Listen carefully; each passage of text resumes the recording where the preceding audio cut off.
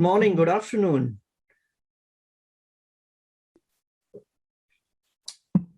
Oh, the Saturday is good. It's a good start to the weekend. How are you doing, Steve? Hope everyone had a good week. I think the week was good until Friday came along. We should have had a short week this week. The past week should have been short week.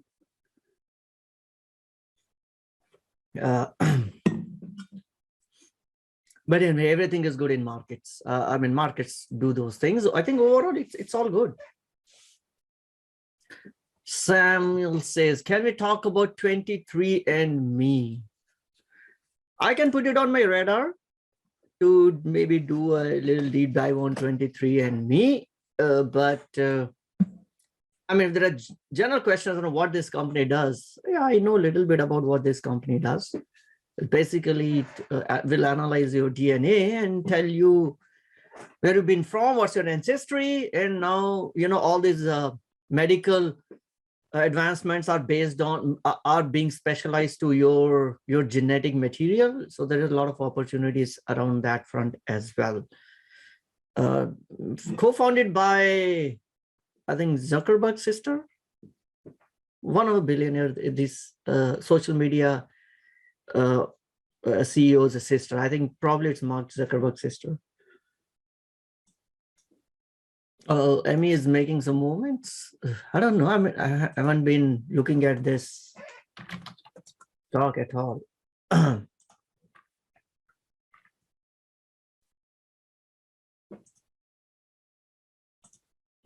Okay, so it's actually came in market pretty recently. Must have come through SPAC.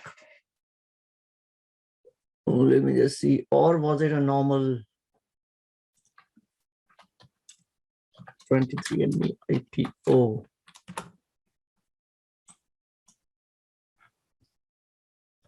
Oh, it went on. Oh, it went through a SPAC. Okay.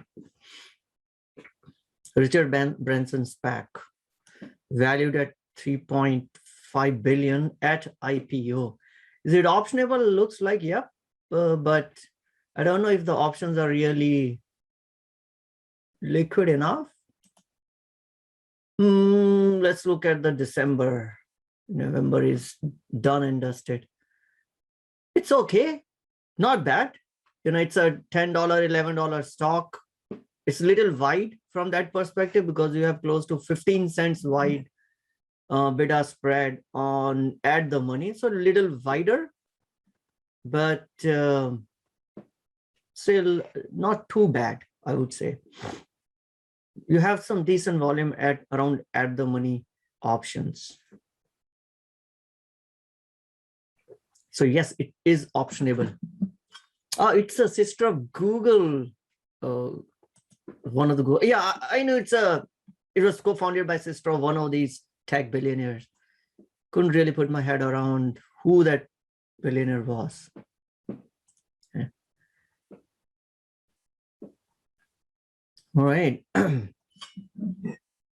Yeah, looks like a lot of now, at least today and for the next maybe next week, we might find many stocks which are just making some drastic moves, and we are like scratching our head on why those stocks are doing that way. We will talk about one of them, which is now making a lot of news around the movements that have happened ever since went IPO.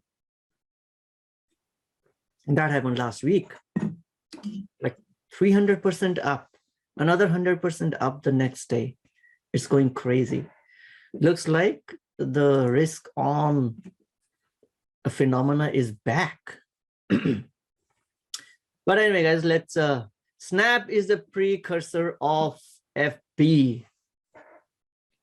Maybe I think that's all the tech stocks after Snap announced the results, and we will talk about we'll look at a few earnings and one pre-earnings.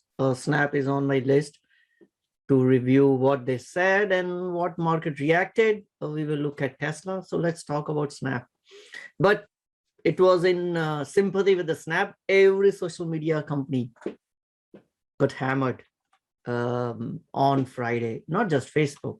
I think anything that derives its revenue from advertising got hammered.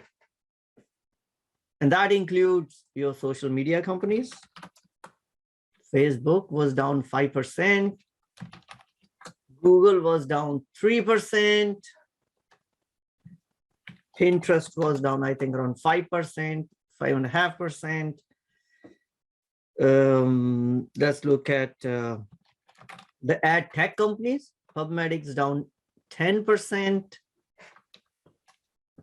So Magnite down 13%. Even the biggies like Trade Desk is down 9%. It's like, hey, if we are feeling pressure on advertising, so the companies whose revenues are based on advertising all got smoked on Friday. Could it be overreaction? Maybe. Eventually, we will figure out, how to get around with these restrictions. Apple got beaten like a rented mule. That's funny. I met the CTO of Snap when they were a handful of people. I think Snap, Wall Street didn't really like Snap, and Snap didn't do a good job for the initial few years of their existence. They're still trying to figure out their foothold on what they eventually want to do.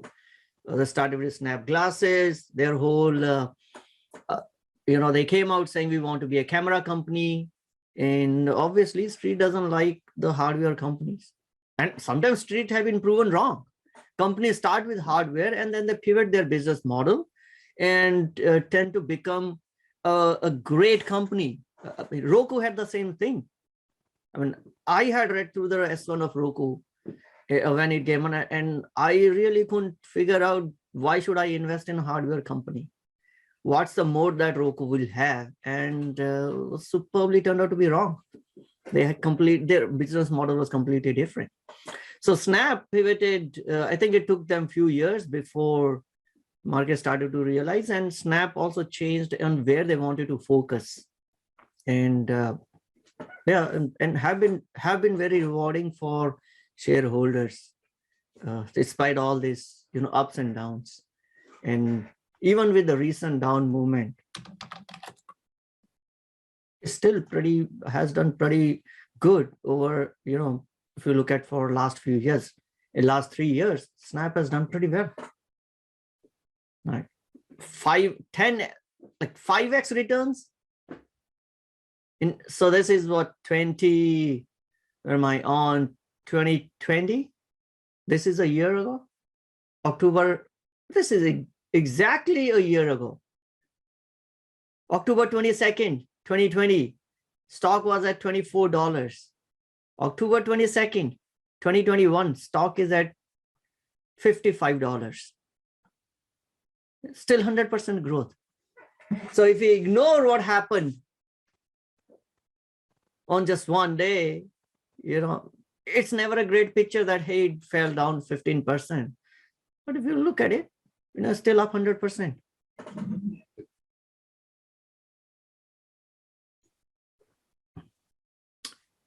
Zifty says they were very young people. They were looking for advice, but it was not in my domain. Zifty, maybe it's a time to go back and reignite those conversations with Snap and say, hello, let's talk now. Anyway, guys, let's get started.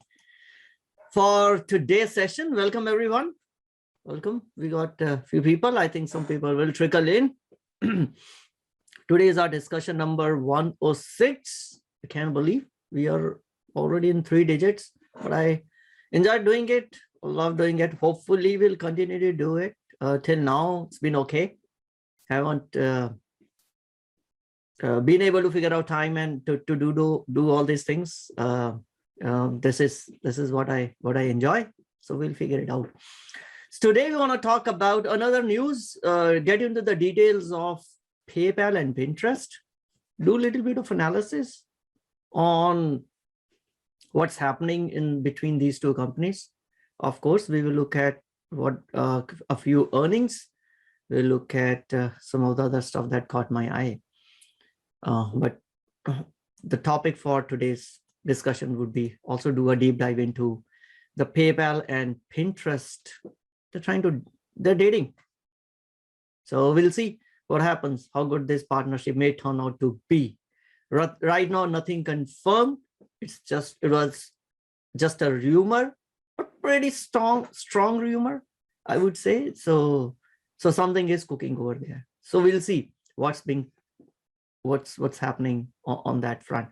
As always, everything and anything we talk about is a little bit for education, little bit fun, maybe a little bit of a pun, but nothing is constitute any type of advice. So do your own due diligence, and before you part with your dollars, don't invest based on what you hear from anyone except the licensed financial advisors.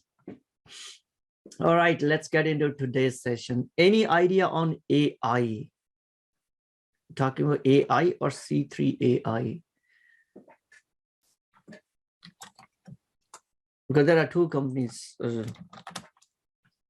C3 AI. So AI is a ticker of a company called C3 AI. I mean, it is yet, they have yet to prove this whole AI field is so nascent and has been so hyped up that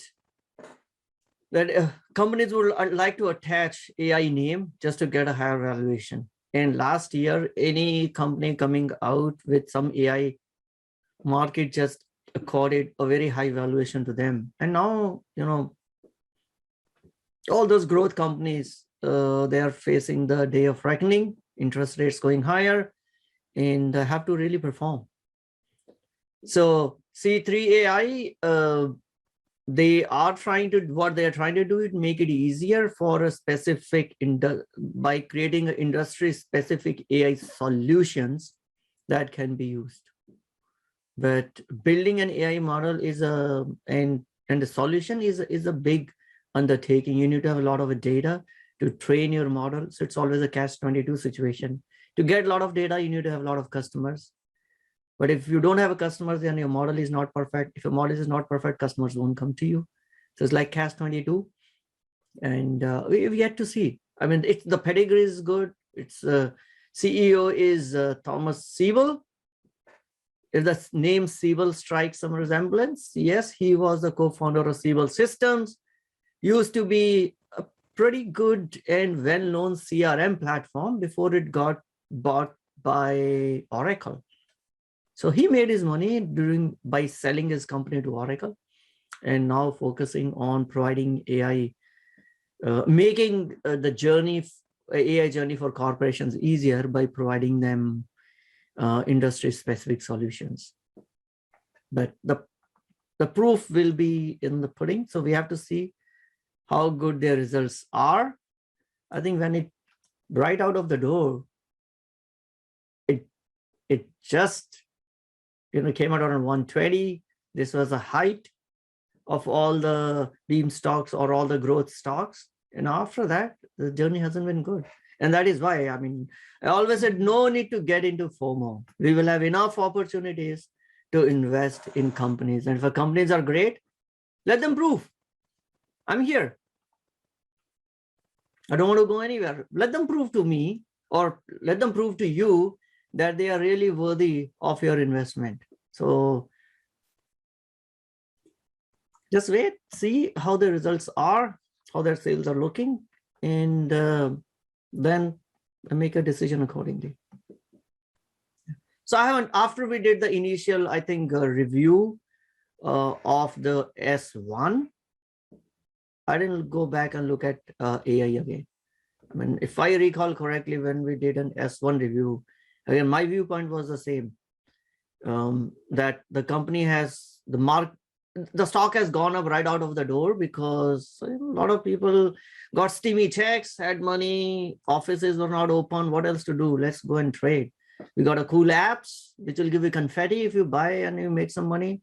and all that happened. I just want to wait for a few quarters for it to prove its worth. And so far it hasn't.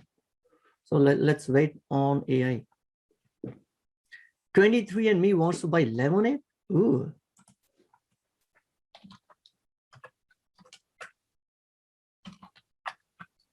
I'm not sure if I heard that. Doesn't brings that up though. But that's really an interesting.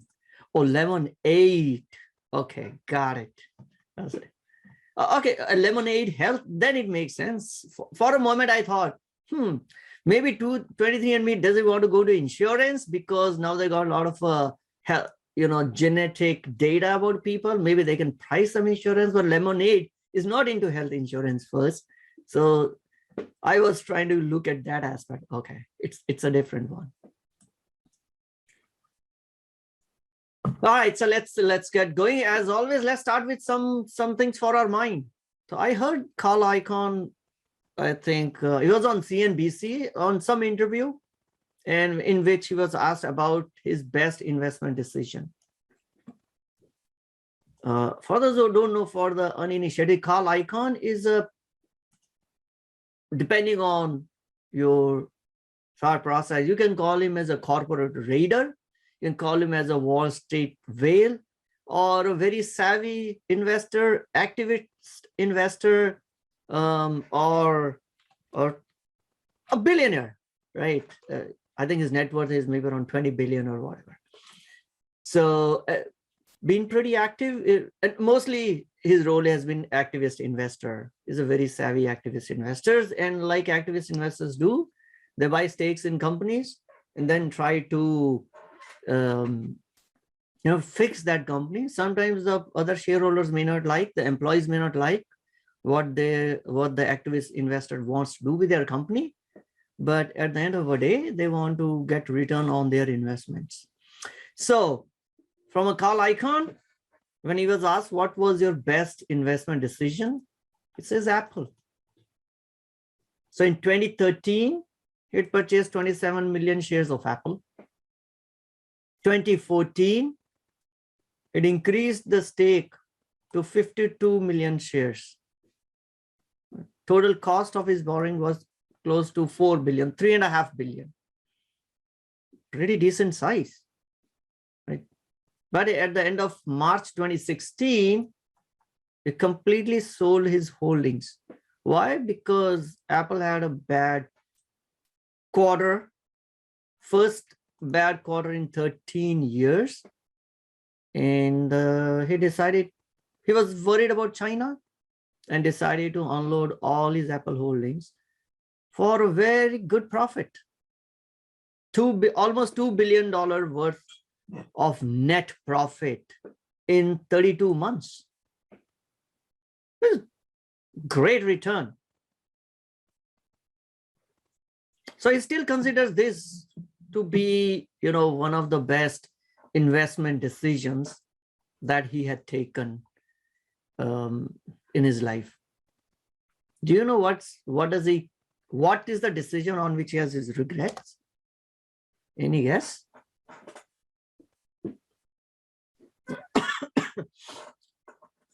Then he was asked, which is the one that you regret? Cedric got it right. He says, my sale decision on Apple. Again, another decision on Apple is my biggest regret. I just didn't hold it. It declined, it had a quarterly sale decline, got worried about what might happen in China. Stock had given decent returns in less than 3 years, and he took his profits. And so that was his biggest regret. It was his best investment and the biggest regret, both. Look at the dichotomy in it. The irony in the decision that his best decision also was his biggest regret. He could have made a lot more had he continued to focus on the same reasons for which he went into Apple at the first time. But when he exited it, he didn't look back at its thesis of why he went into Apple and exited his position. The reason he went into Apple, and if you go back and look at his filings and maybe some interviews, those are pretty solid reasons. Apple, great brand, good products, and shareholder friendly measures. Huge cash generation, so could continue to pay dividend, but more importantly, also will do share buybacks. All these were mostly his decisions on why he actually opened a position in Apple. And none of that had changed by one quarterly decline, and he still exited his position. And that is why it is important to, I always say, I don't focus, and we should not focus on what happened on this particular quarter. Build your own conviction looking at what the company business is. And believe me, trying to sell out or get these quick returns might look great for the moment, but then we figure out, oh, we sold it too soon, too early. Most of the time, the biggest regrets would be, if I'd held this one particular investment or one particular stock, it would have compensated for all the losers that I might have in portfolio and still would have generated market beating returns. So that is why it is important to do your homework, analyze the business, and then once you like the business, then we don't have to worry about quarter to quarter results. Unfortunately, street has to worry about it. The money managers, they live quarter to quarter. So we might see that the street has punished a particular stock because the money managers have to rotate. But you and I, we are not answerable to anyone except to ourselves. So we don't have to make a decision on quarter to quarter basis. Right? So as a retail investor, that's a great luxury that we have. People sometimes, people say institutional investors have an advantage. I'm like, no, there are many advantages that we have as a retail investor, which the institutional investors don't have. One is that we can make decision independent of anyone. We are not answerable to anyone. And we can have whatever the outlook that we want to have and are not subject to whether am I doing better than S&P or not. And 1 quarter, 2 quarters, they can change the decision making at for institutional investors, may not be for us. As if they say regrets, he's looking at a glass half empty, not half full. Be grateful for what you got. You could have re-entered it, but I know it's hard to buy back. Exactly. It's hard to buy back. I have faced the same thing. It's just a mental block. If you sold something at 50 and the stock is now trading at 70, we always think we anchor it to that 50 pricing. It will probably come back and we'll buy it when it's back to closer to 50. And then sometimes we never get an opportunity to buy that. And then, we sometimes start to develop an aversion to the stock because, hey, I was proven wrong and I have nothing to do with you. I'm not going to touch you again. So a lot of emotions start to get in rather than, hey, it's a great business. And maybe I sold it. It was my mistake. Let's understand. Let's accept it and get back into it.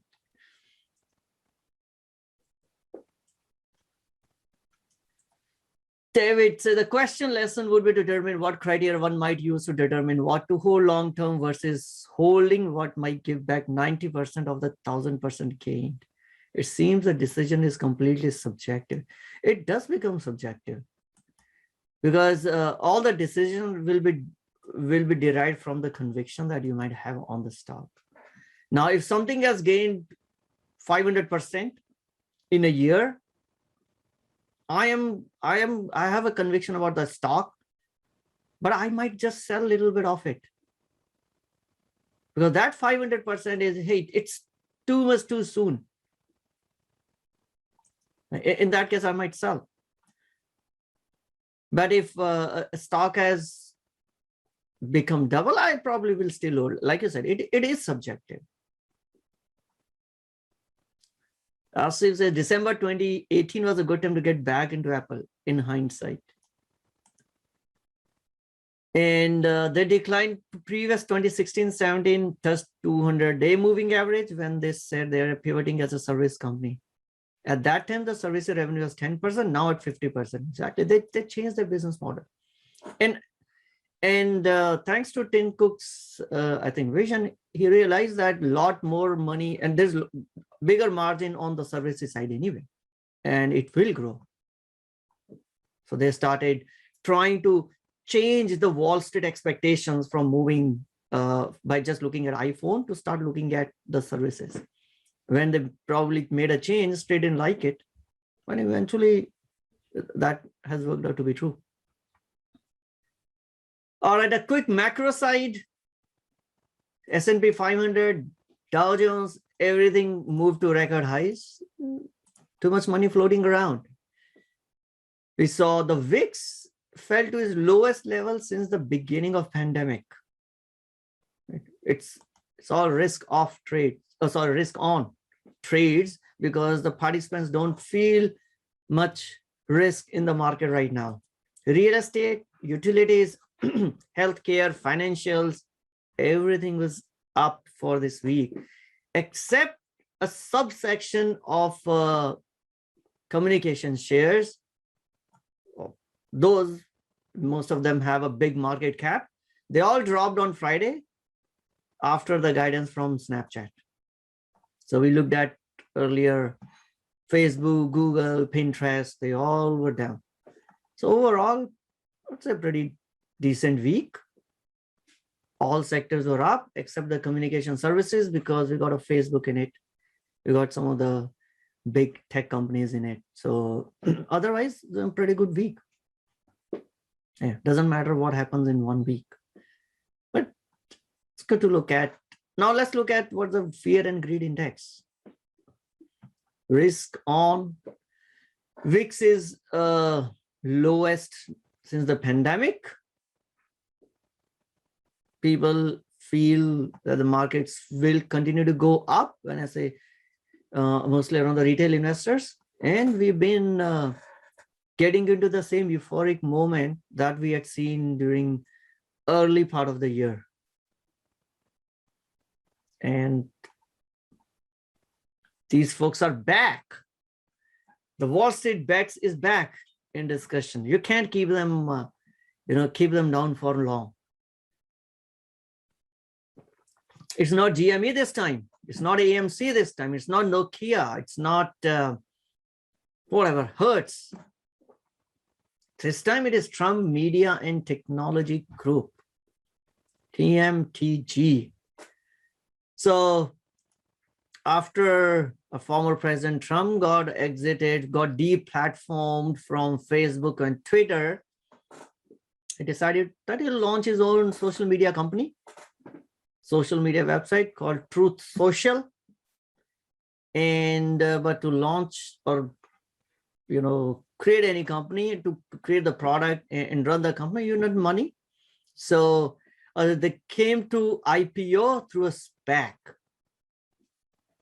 And that SPAC is Digital World Acquisition Corporation.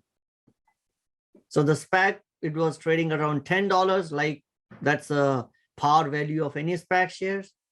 Right out of the gate, on the day one, we saw almost 300% jump. 300% jump from $10 all the way to $40. And then the next day, it went close to 175. At $10, the stock that was trading at $10 just 2 days ago was trading at $175 at some point of a time. Even now it closed at 94. So almost like 9.5 times. Why? It's all over the Wall Street bets. The reference about this DWAC is even more than GME. It's become a much bigger meme stock right now. So the whole idea is this company, Trump Media and Technology Group, will create another social media platform called Truth Social.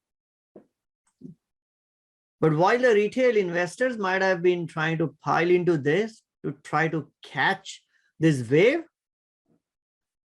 some of the hedge funds, Sava Capital, D. Shaw, they sold all that they could have sold, any of the unrestricted stocks that they had in the market. So, and I think there are other hedge funds also, Lightning, I forgot the name. They also sold their stock and offloaded it to some of the retail investors. So now that looks like the Wall Street bet is full, with some traders boast of 40,000 wins while other bemoan of $60,000 losses. So we're back. The whole risk on trades, the markets will go up. The whole meme stuff is back into the markets. So gotta be careful. JS says it's interesting about DWAC. Wall Street Bet says they ban SPAC discussions. Didn't look to be that this ban was actually enforced. But this exactly what happened. Interesting stuff that I read today was whatever they're creating, Truth Social, they actually copied the code and didn't even respect the license under which that code was made available for free. So basically they copied an open source social network, Mastodon.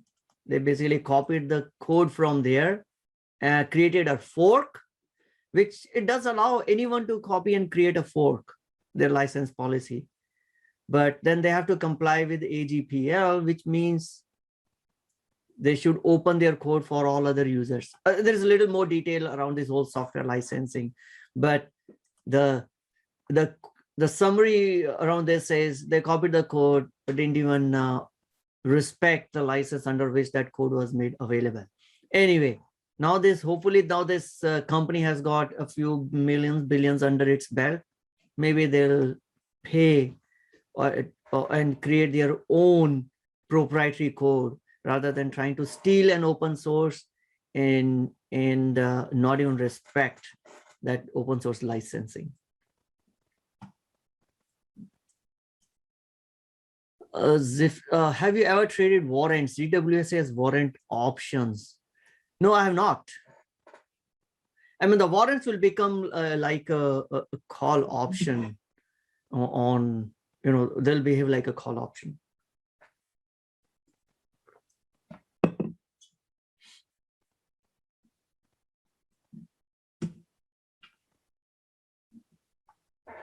Creating a new social network after getting banned for Twitter seems exactly how the late fees from Blockbuster inspired Hastings to build Netflix. Yeah, maybe there is a need for a decentralized platform. But I know Twitter is trying to build its own version of decentralized platform. But whether this one is where people will go, maybe. I think, okay, keeping aside all this mania, there may be some truth behind this. Is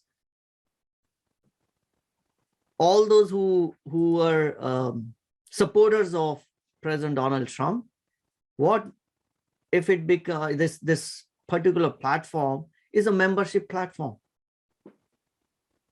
So imagine 50 million people voted, and I don't know the numbers, maybe wrong, but I'm just throwing out a number. Say 50 million people who were supporters for Donald Trump. I think on Twitter, he had probably 80 million followers. If each one of them is willingly want to pay $10 as a membership fee for his social network, You can imagine the revenue that it can generate. But that's all is theory, it's all hypothesis. We have to see, you know, how much of it could actually come true. But so until that, I will still consider this as a, hey, it's all driven by meme, nothing more. And if I recall correctly, on one day it was halted 12 times. The stock trading got halted 12 times. We're back into the similar environment what we had seen earlier part of this year. And not only just this is another one. Funware. That's trading for at like $2 for eternity, and then suddenly shot up to $24 at some point of a time. Again, both are tied to each other. So this company has got $8 million in sales, $35 million loss. So that means that actually their expenses are actually $43 million. On $8 million sales, $43 million expense. And now it's having market cap of $600 million at $8 per share. Now this company, what it does, it creates mobile applications. It's I would say, software development type of a company, and which was working with the Trump organization during this election. So now the Wall Street Bets is pumping this, thinking maybe they will get the contract for building the Truth Social. So there is no confirmed news on this, but that's why we suddenly saw this particular stock move up from $2 all the way to $24 before closing it at $8, which itself still is a huge move. It's like almost 500%. It was up 500% yesterday.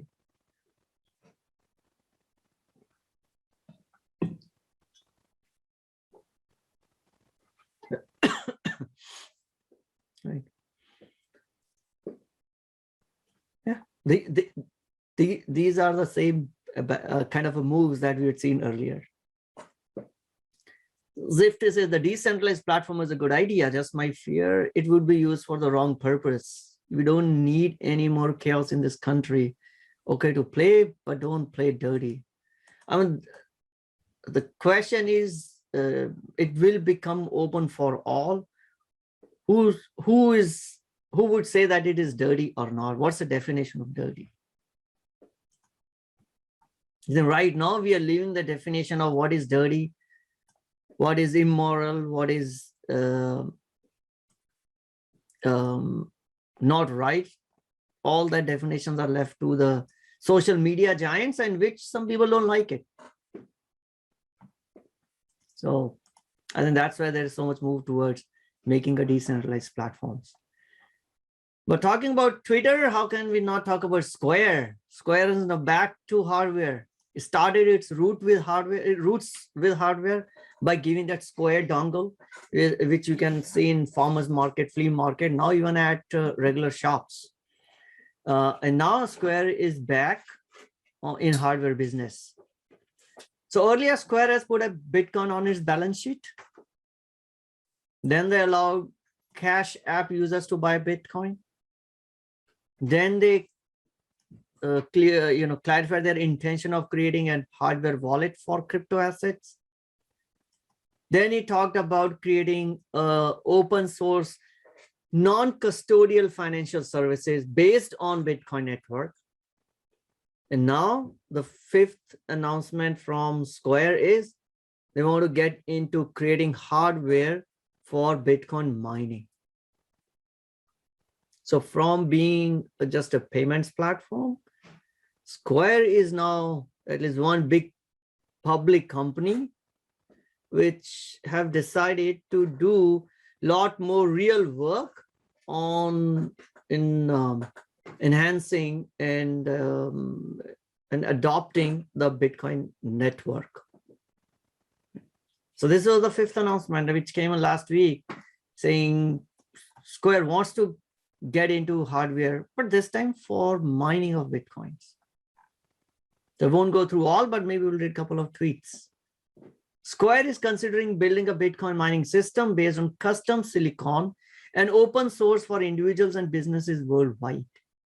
If you do this, would follow our hardware wallet model, build in open in collaboration with the community. And then there are a lot of questions on how do we go about this? Today, the mining gear is a pretty hefty config. You need the ASICs to mine it. Not everybody would be able to own this. So the mining process is getting only in the hands of bigger companies. So the idea is now we want to, at least Jack Dorsey wants to invite thoughts on how do we make it easier for everyone to mine or participate in this whole mining process, because miners will be needed to secure the transactions on the network. And thinking like 20, 30, 40 years down the line, when the reward for the creation, the number of Bitcoins that you miners get will continue to get reduced. The other fee that they'll earn is through the transaction, providing a security to the transactions. So wants to get into, looks like Square wants to get into, do a lot more and more on the Bitcoin side. So that makes me more bullish on Square. We've talked earlier, I've been bullish on both Square, PayPal for quite some time. But while PayPal is moving into crypto in the way that they're allowing their users to buy it, I see a lot more innovative projects at least being talked about from Square side on what they want to do on this network. It's pretty interesting. I don't know what thoughts you might have. You know, there are people who hate Bitcoin and the people who love Bitcoin. So it's good and interesting to hear both sides of the equation. If not, then we'll get into the earnings, some of the earnings review for today.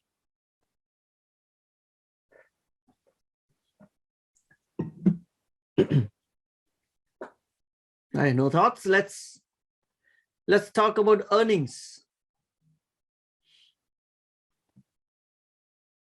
If they ask, can you do a brief analysis between Square and PayPal besides crypto with Square? So Square we have done on an S, maybe we can redo it in terms of what all Square does.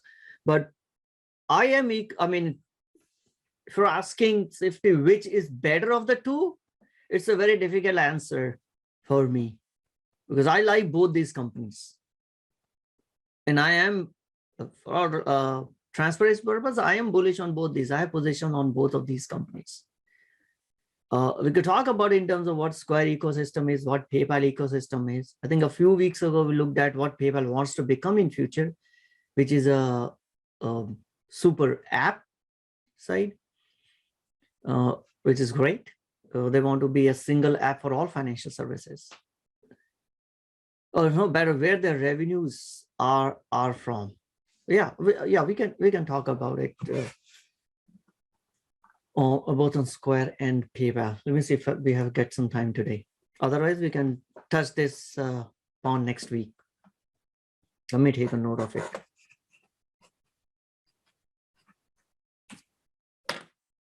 All right, let's get into the earnings side. Snap, the numbers reported were pretty solid. You won't, if you're just looking at the stock price, you couldn't have imagined that the revenues were up higher by 57% from a year ago, which is better than expected. The revenue hit more than $1 billion. And the losses actually came down. Revenue higher, losses less, and we had a free cash flow. It's the first time they actually got a positive free cash flow. All this is the numbers are solid. Daily active users reached 306 million, which is higher than 57 million in the past 12 months. So great numbers. But the commentary of Ivan Spiegel, that doomed the stock, despite reporting all these good numbers. The reason, and looks like it was a little ambivalent. It wasn't really clear in terms of the impact. So which also led a little more doubts in the heads of the Wall Street, the analyst on the overall impact that this Apple change might have. So what he argued that the company has gotten big enough to be able to navigate what he calls significant headwinds related to the changes in the way the latest iOS operating system handles targeted advertising and ad optimization. So this change in iOS platform have been talked about for months before it became finally active and the iOS 14 version was rolled out. It's been talked about for months. And I think Facebook had publicly came and told that, hey, this is not going to be good for us. This will have some implications. All the companies that depend on targeted advertisement have been impacted. So Snap came and told that we are big enough that we'll be able to navigate. Now, how do you interpret this? The significant headwinds is like, maybe he's trying to sugarcoat the bad situation right now.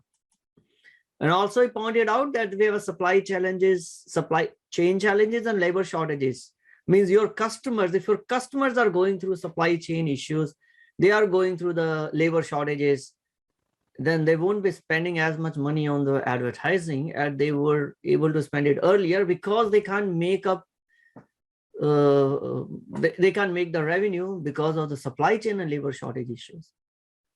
So generally, when do we need to advertise more? Because if we have a short of demand, we can build a lot, but if we have a short of demand, you advertise it to generate demand.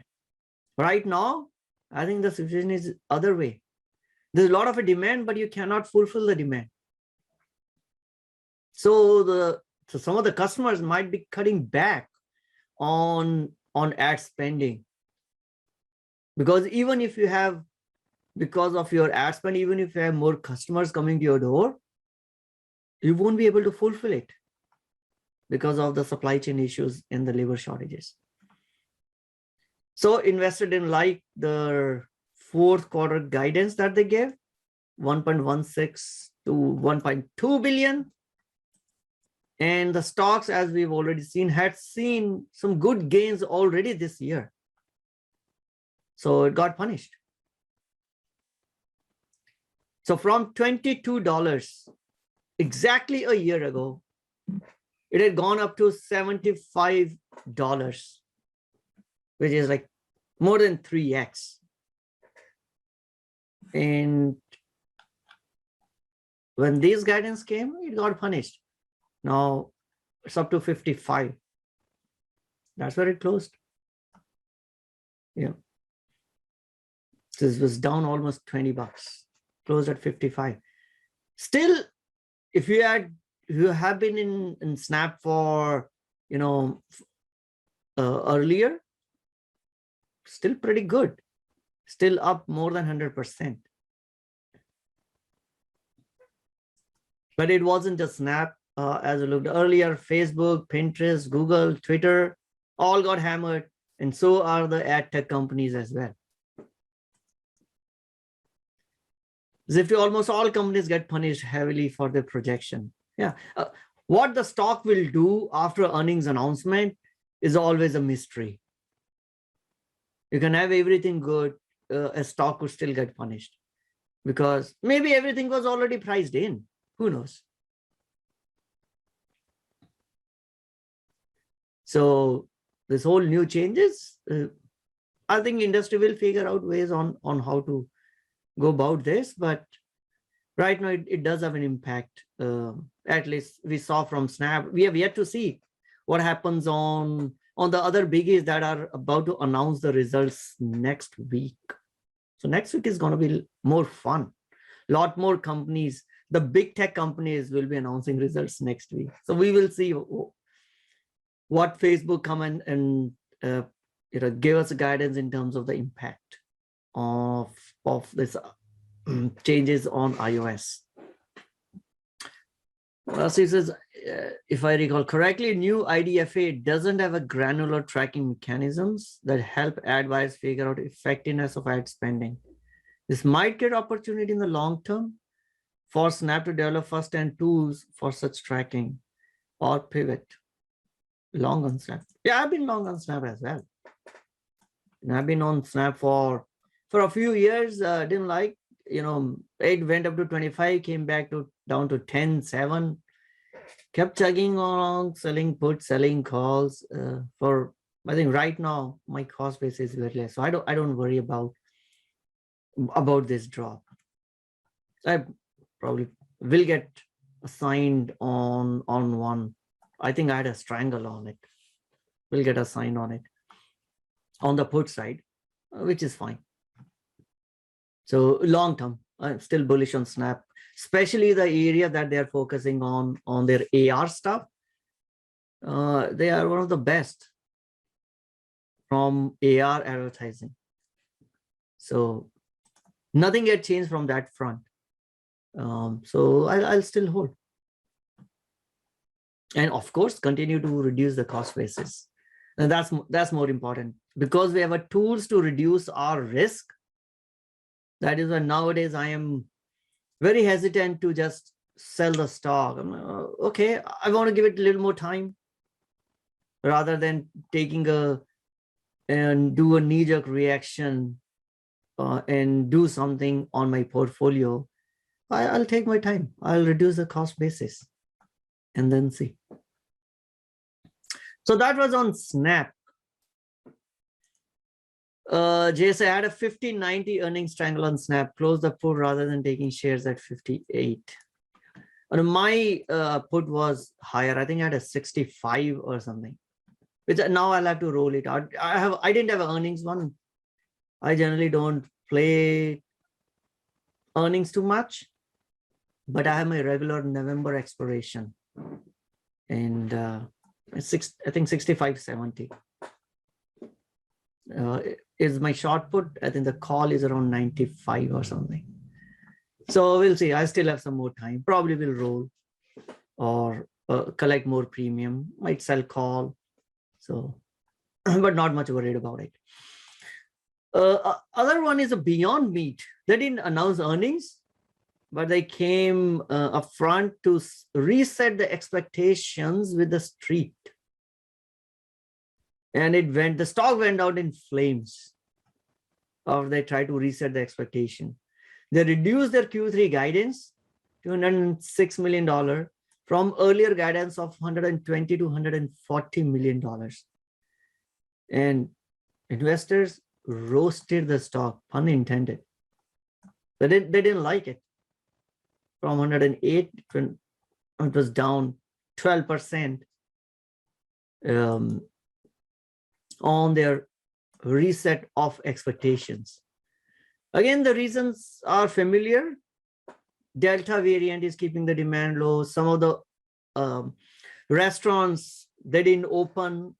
They didn't order as much as they expected that they would. Labor shortage.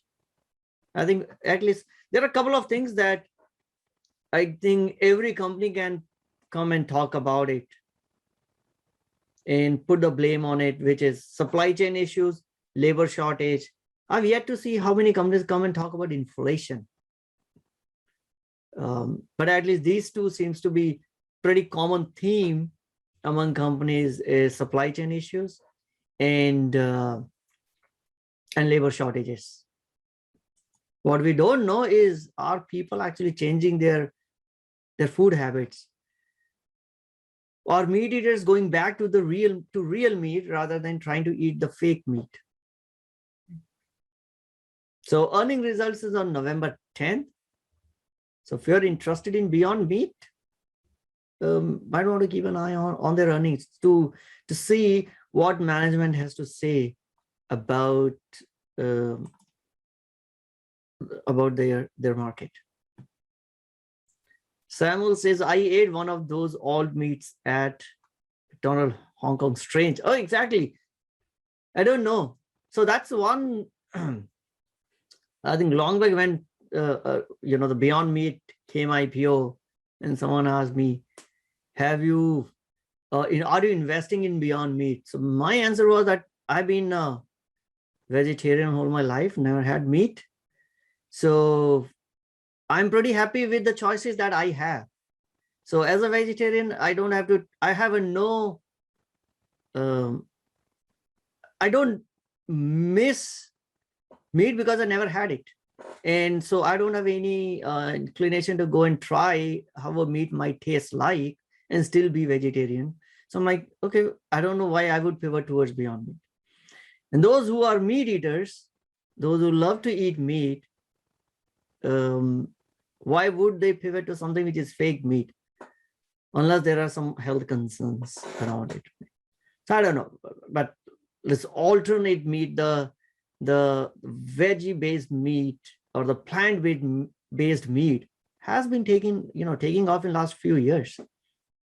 Not only just Beyond Meat, we got an imitation burger, and there is another one that few companies are pretty active in this space. But I never had this Beyond Meat. Have you? Oh, so Samuel asks, have you ever eaten Buddhist soy meat oils? So I don't know what those veggie patties are made of, to be very frank, but I never went ahead and specifically asked for any of those imitation meat patties. So if I were to ask, I'll just ask, give me a veggie patty.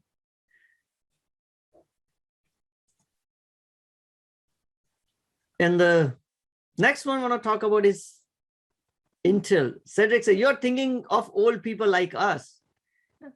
Our generation is different. Cedric, that's why I don't invest in Beyond Meat. The new generation might be more willing because of the impact of, new generation are strongly worried about climate change. That is true. And the meat packing industry and the consumption of meat is not good for climate. If we can establish a one-to-one relationship as good as how we have been able to establish with automobile, I think the next generation will move on to fake meat. And that's why you're very bullish on Beyond Meat in the long term. You need to have that conviction. That's what everyone needs to build their own conviction, especially to go through the periods like these. I might invest in Beyond Meat because, hey, the stock has done great. But if I don't have that conviction, I'll be running out of a door, through the door after this drop. But if you have built your conviction, that's good. I haven't really built that conviction yet. Next, Intel. Again, great numbers. Asif say, we should come up with a price to conviction ratio. The only thing is that it is so subjective that you can't compare with other stocks. For me, I think the conviction rate's way higher than some of the other metrics because it helps to sleep us well. That's more important than anything else. It helps to go through these periods of volatility if we have that conviction on any of your investment, right? Forget about just stocks, anything. Look at the other ones, like crypto. It's a huge. The volatility in the crypto is just dizzying. If you are trading in that market or investing in that market, unless you have a great conviction about any of those digital assets you hold, you'll just go crazy trying to go through the drawdowns, which are 80% drawdowns. 20-30% drawdowns are like, it's common. It's a way of life. And 80%, 70% drawdowns have happened multiple times and will still happen again. The only thing is we don't know when it will happen. So you really have to have a huge conviction behind why you want to stay invested in any of those assets. It helps us to sleep well. Best way to build that is to try their product. Unfortunately, we cannot sample cloud products, etc. Or we may be able to try out some cloud products. But yeah, if you try the products and you like it, that's a first step towards investing journey for someone who really is new to investing and asking a question, what should I invest in? What products do you use? What products do you like? Look around your house. You love your iPhones, you love your iPads, you love Disney movies, then you already have a conviction about those companies. Start with that. That's the first step. Steve, Intel missed the chance to kill AMD. It should have cut the i3 price in half 8 years ago.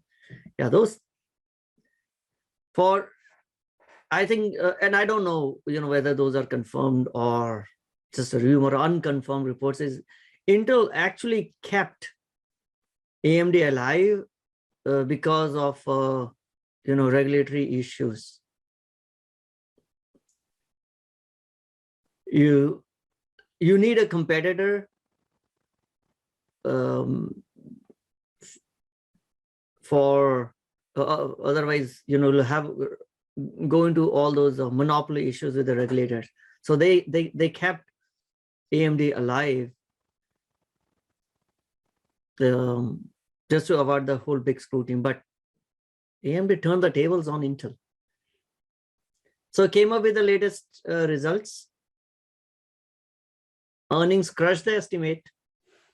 Revenue also crushed, or not crushed, but revenue kind of met the estimate. But the stock, it's completely different story. Stock was down 12%. And that is why it's fun to see how the stocks move based on what has happened in earnings. So we look into the results. Before that, let's see.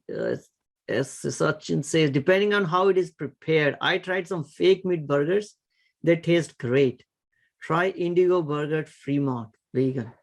All right, let me take a note of this, Indigo Burgers, because my office is in Fremont. So maybe when I'm physically in office, I'll go and try Indigo Burger.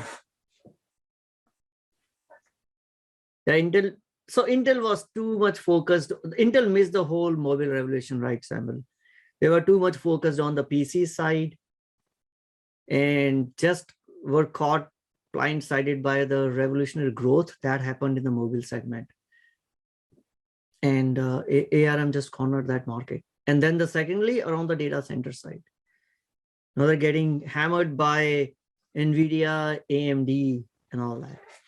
But at least this quarter, as per the estimate side, wasn't bad. From a numbers perspective, wasn't bad. But what market didn't like was the CEO commentary on the future. So what Pat Gelsinger had to say, the new CEO, is the market is expected to double to $1 trillion by 2030 because of these 4 secular tailwinds: AI, pervasive connectivity. Your Tesla is connected to internet. Every device will always stay connected. Cloud to edge infrastructure and ubiquitous compute. So we are one of the few companies with both the technical and financial resources to win in this market. So, which is okay. But to win in this market, then you have to invest. And I think that's what the market didn't like, because Intel planned to invest $25 to $28 billion capital expense in 2022. The next one, 2022. To put these figures in context, the record for annual capital expenses was $16.2 billion in 2020. So they'll spend $16.2 billion, plan to spend another, say, $25 billion in 2022. And after that, even more. So this is going to be huge short-term pain, but Intel wants to do it because they want to capture the more market share. So Asif say, what's the bull case for Intel? Right now, I think the only bull case for Intel is this semiconductor is going to, I think government has realized that the semiconductor is going to be a strategic asset. And we will need a big company which has capability to go through the whole aspects. Even though TSMC is building a fab plant now in US, I think Intel will become like another like a Boeing kind of a thing. Yeah, TSMC is building fabs in Arizona. Other than that, I think it's for now, it would only be, hey, it's more of a value play. It's no longer a growth. I don't know if it was ever a growth story. Maybe it was in early 1990s, but now it's just a value play. It's not, they have to invest a lot more to become relevant in the market. I think they're far behind in this race. So it's like now you're trying to, if you're betting on Intel, we are kind of trying to bet on, hey, it's an underdog right now. Maybe it will bounce back. And some companies have, right? Microsoft has come back from dead. Oracle has come back from being dead. You know, look, if you look at Oracle, their stock has done great. So it's like, could Intel get another lifeline, you know, after this all of these capital investments? That's the only bullish outlook or bullish thesis that we can hope for. They announced 10 to 20 billion investment for fabs will only materialize 2 to 3 years. Yep. Why bet on a losing horse? I think that's what I've talked about. Maybe after this new dose, if that horse could turn out to be a winner, then it's a value play right now. If you look at its valuation, I think is 9 times forward earnings. That's the only play. My bear case is that the talent is what drives tech growth in mid to long term. Hard for Intel to attract and retain top talent. I guess pretty much agree to it. We get market is just like human. We want instant gratification, instant reward. That is true. We live market lives quarter to quarter. Wall Street live quarter to quarter. So they need that dump in the next quarter. So if the whole strategy will take 2 years, 3 years, we don't have patience. Market doesn't have patience. If you look at an Oracle, was given up for dead, but once they started building their OCI,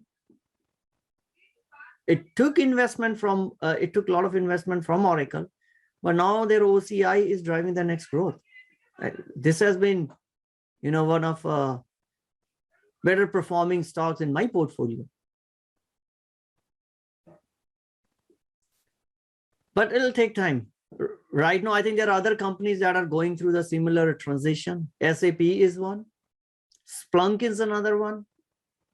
Not sure whether every one of them will be able to change their business model and emerge as winner in the new cloud or SaaS space.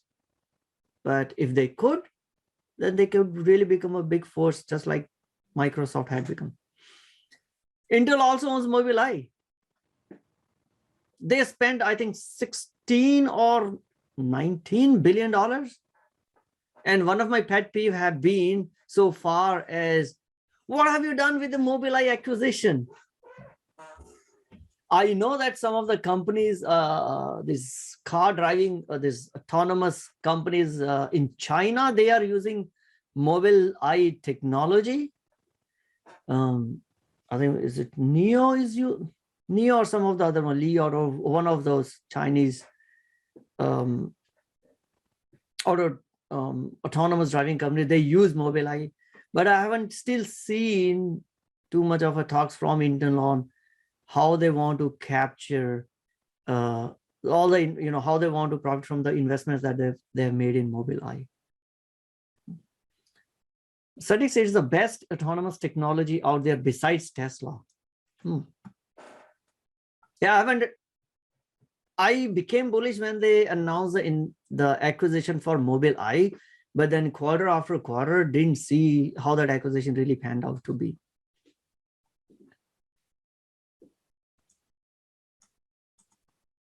I missed that transition to, sorry, the transition to which I was referring is like say Splunk. Splunk has been punished by Street because most of the Splunk revenue was their on-prem.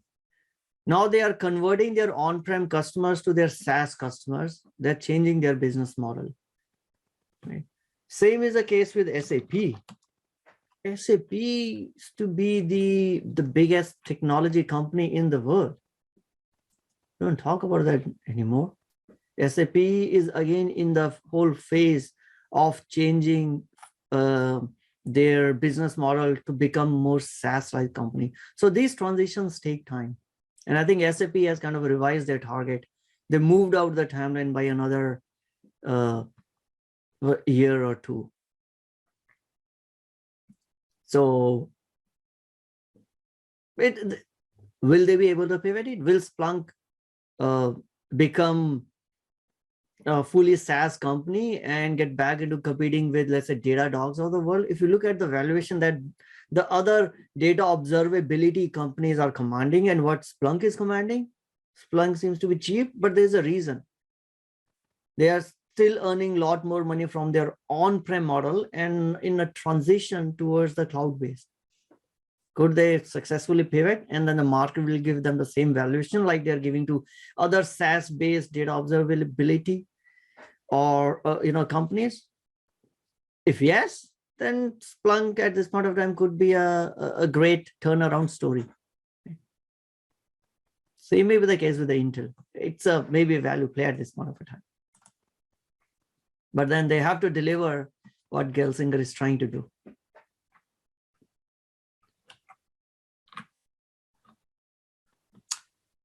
And the final one, how can we talk about earnings and not talk about Tesla? Steve says Tesla is going to license its technology to any auto company. So being number two is never a selling point. Tesla's valuation is definitely like a technology company, and that too at a pretty expensive valuation. So yeah, they better start working and behaving like a tech company, which to some extent they are.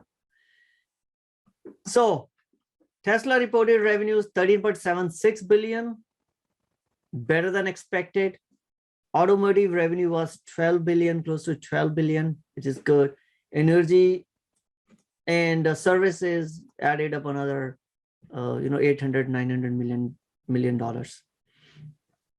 While other automakers are struggling with semiconductor shortage, and that's why they are not able to increase the sales, Tesla reported record deliveries, which is a commendable achievement given what we are seeing in the markets. Total number of vehicles delivered was 241,300, a new record. They had already talked about their new numbers, I think even before earnings. So it was already priced in. That's why the stock had moved from close to $700 and all the way up to $900, leading up to earnings. So EPS is better. So revenue better than expected, earnings better than expected, and a record number of deliveries. And they got a GAAP net income as well. Yeah. Now the numbers in Tesla starts to look better than what I've seen in the previous quarters. Last 2 quarters, the business is actually doing much better. Now, what I don't know, and maybe Tesla owners can talk about it, but what I read was the way they were able to circumvent the semiconductor shortage was they pivoted to a different type of a chip, which in a short term is a great move, to achieve your delivery targets, because now you can build a car with a newer chip, whatever different chip you're using. But I don't know, from a long-term perspective, how now you are having two different set of cars, some having some different chips. How does it work out? It's from a software side, if I look at, I'm running two different fork of my code, and I don't know how big the change is, but I do know that they basically changed the chip that they want to use, and hence they were able to circumvent that shortage. How will that impact in a long term? We have yet to see.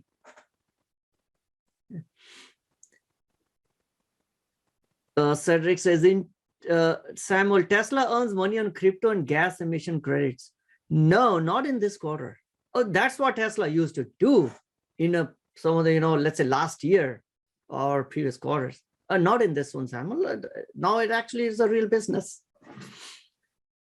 In terms of market, can you believe someone like Ford, GM sector would be able to live with that image that it runs Tesla software? Unfortunately, big car manufacturers will never do that.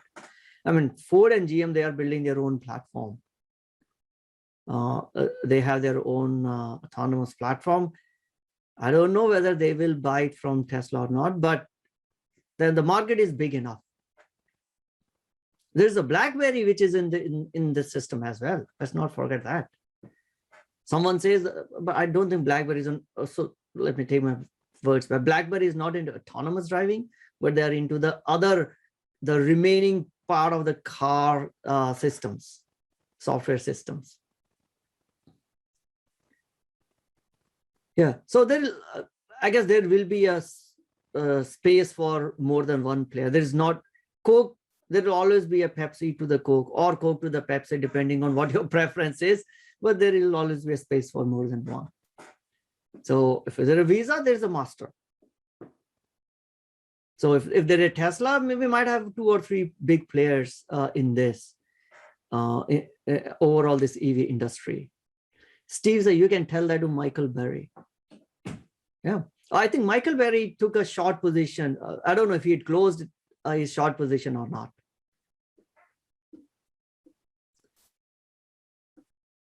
Operating leverage. The revenue increased by 19 billion year on year, while operating expenses have only increased by $2 billion. So I have to check on what's on year on year. If that's the case, then they do have a tremendous operating leverage, but they did increase their gross margin. The increase in gross margin, now they're looking at almost 30% gross margin in their automotive segment, which is good. Okay. And this time they didn't take any profits from Bitcoin. Actually, they had to take an impairment charge on Bitcoin. They had to take a kind of a loss of Bitcoin position for $51 million. But after this earning announcement, I think now the position is like almost double. Their Bitcoin position has almost doubled on their balance sheet. But because Bitcoin sold after the Q3. So this all happened in October. And this all is by end of September. So on their results, they had to take a little loss on Bitcoin. Kathy Woods last week selling Tesla. I think it's still one of the top positions. She might be selling it, but still it's a top position. Michael Burry says he's no longer betting against Tesla and that his put position was just a trade. Isn't that fun? Something doesn't work out for you, you can always come and say it's a trade. And the other way around is if you get assigned, then you say, oh, it's became my long-term investment now. Now I'm suddenly a long-term investor. Yeah, so don't follow Michael Burry or for that matter anyone without you doing a little bit homework, trying to understand more of a business, then build your conviction around it. Cybertruck, they didn't say anything when the Cybertruck maybe launched, but I think Cybertruck is waiting in the queue behind Model Y in the Austin factory. So we still have to wait. They're also changing a battery. This is amazing. Like the way in which an automotive company, should I say automotive, should I say tech company, because it's both, the way in which Tesla is able to change and pivot, change the technology or what goes in the car, that pace is amazing. Now they're moving from lithium ion battery, which have nickel and the cobalt in it, which is more expensive. They're planning to switch to lithium iron phosphate. So iron is available in abundance, and the batteries are cheaper. So their plan is to switch to this battery. And something which probably not that great is some of the regulatory hurdles are still coming along. Some investigation going on in Tesla.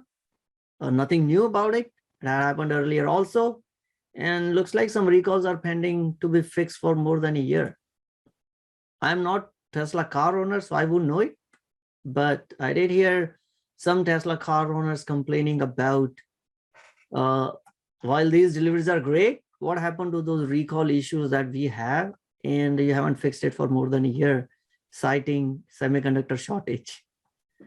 And lastly, Elon was missing from the earnings call. So the earnings calls is now boring. There's no one to insult analysts.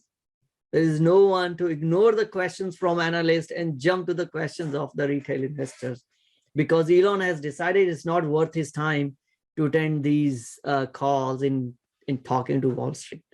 So he didn't attend the earnings call. So he was missing. That's the last one on Tesla.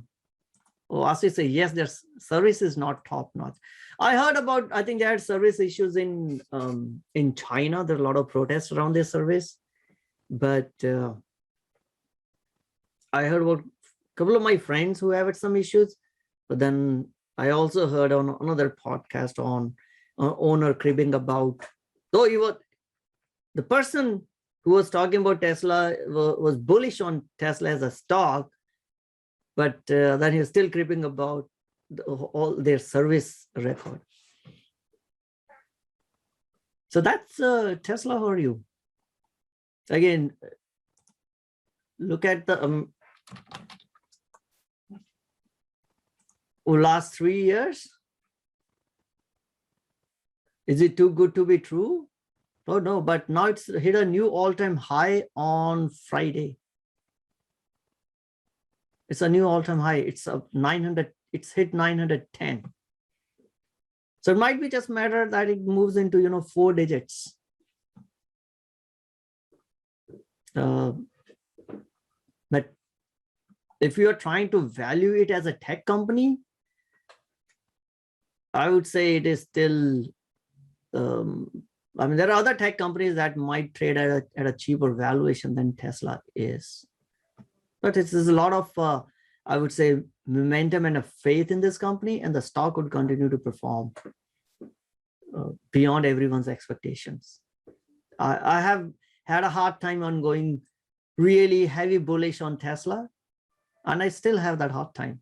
But that doesn't help, stop us from profiting from some option trades. So that's something which I will do. But at this point of time, I'm not bullish on Tesla. Doesn't mean that I'm bearish, but I'm not bullish.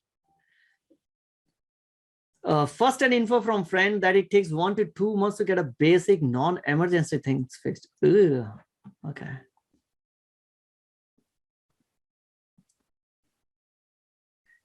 Zifty, with so much tactical moves to circumvent chip and battery issues, future repair and maintenance going to be complicated. And I think also going to be a nightmare. But like Asif had mentioned, and I had heard, Tesla don't care about maintenance for now. But some part of a time, the maintenance, the serviceability will start to make a difference. Which car has what part of software, what part of battery modification, how to measure to optimize car performance, etc.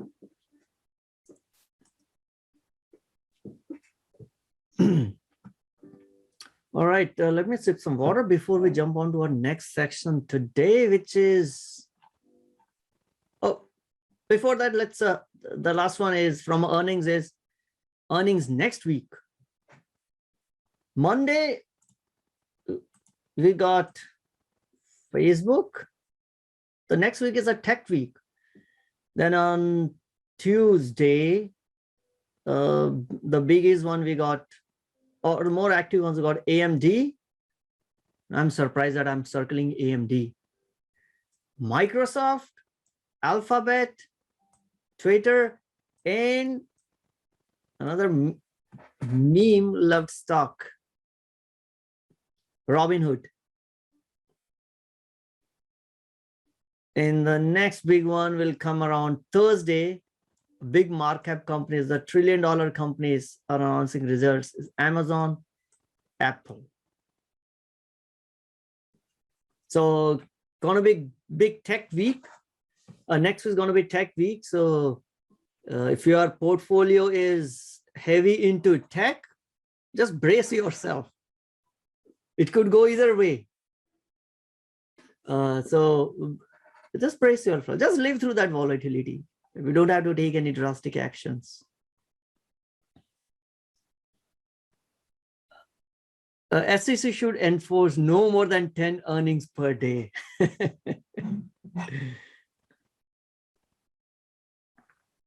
Yeah. Then we will have earnings throughout the year.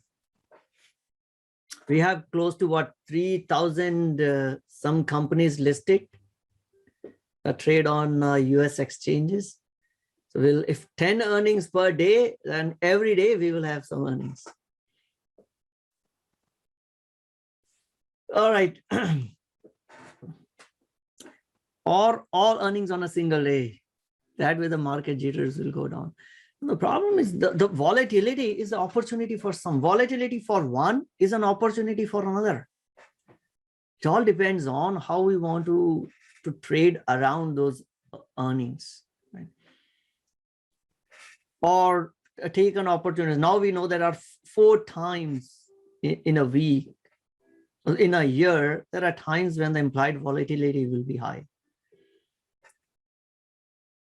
And depending on what your positions are, that may be a time to, open new positions. I'm not specifically saying from an earnings trade perspective. That hasn't really worked out for me personally.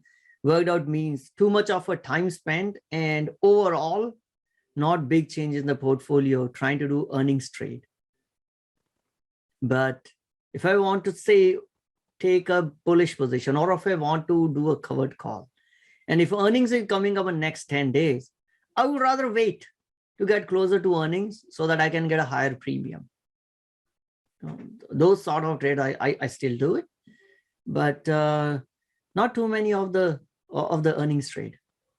I tried that during my initial, when I got into options, I tried earnings, made on some, lose on some. After 2 years of analysis, I'm like, too much of work, not enough, couldn't justify the amount of work for the amount of return. So nowadays, maybe very few earning trades. All right, let's get into analysis of a possible acquisition. It's possible, probable, because it's not done yet. And there is always a slip between a cup and the lid. Hopefully it will not slip here and it will not spill my coffee. But when it comes to acquisitions, things do happen. I'll sip some water. Meantime, you can figure out what's your favorite name would be. Pinterest, PinPal, PayPin, PinPay. What would you want to call this?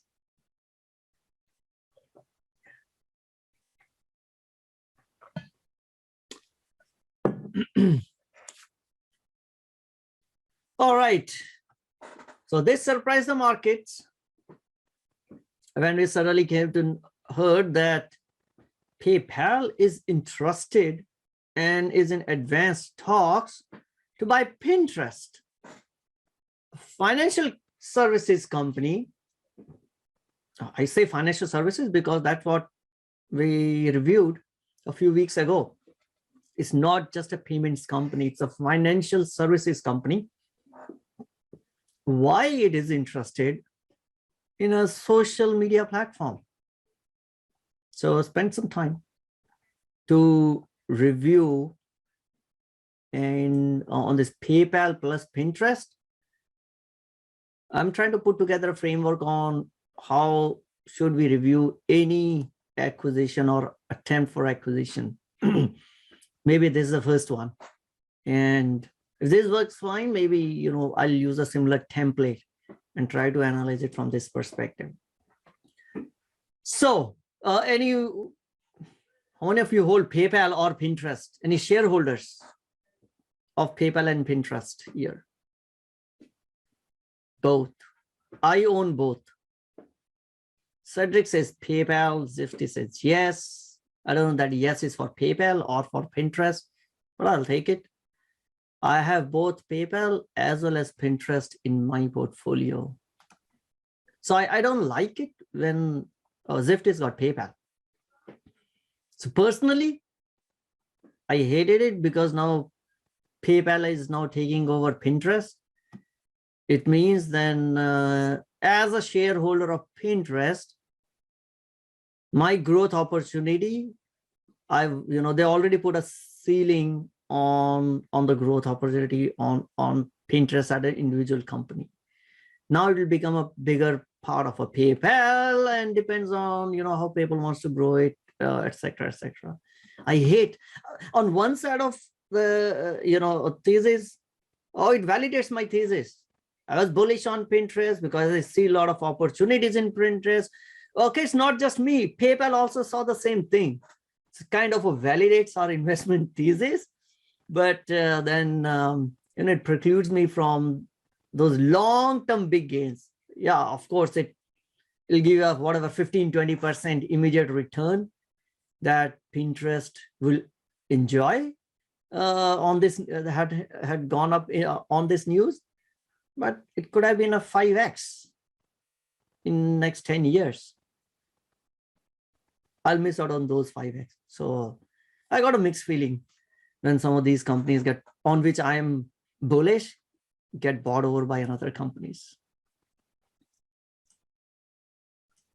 Sachin says, guess there are too many payment gateways now, so PayPal uniqueness is not that valuable anymore. Social shopping is the way to go, and they had to align with some sort of social shopping.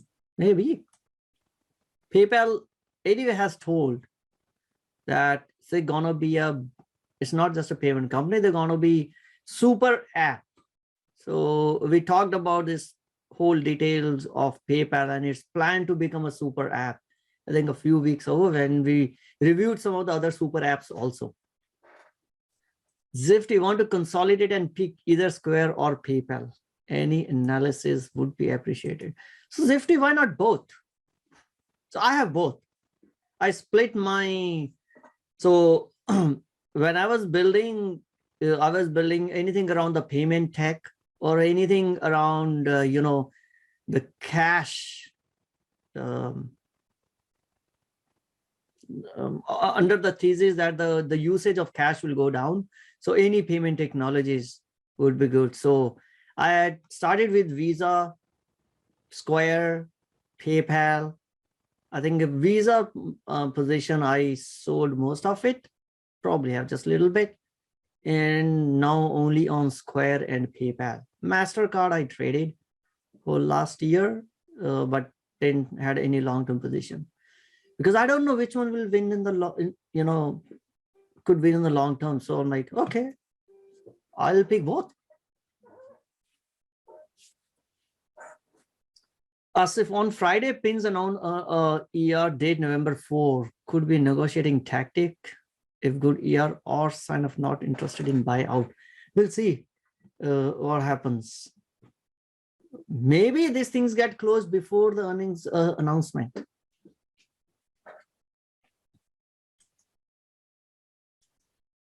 So Steve says second to Zifty's suggestion, PayPal versus Square, Visa versus MasterCard. I'm like, own all four.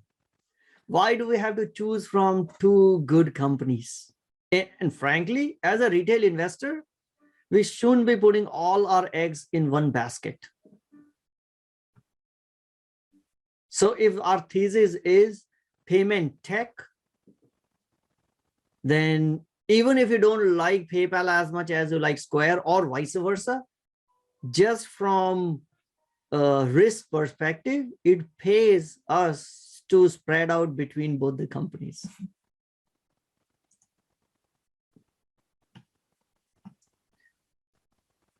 Is there a payment gateways ETF? There is a fintech ETF.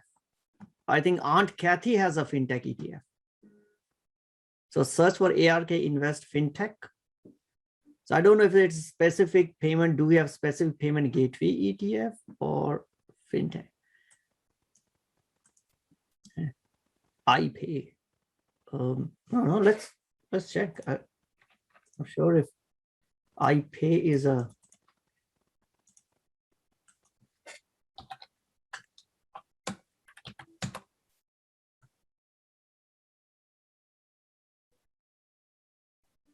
mobile payments ETF. Yeah, you're right. This is mobile payments ETF. What are its holdings? Where do I see it? There we go.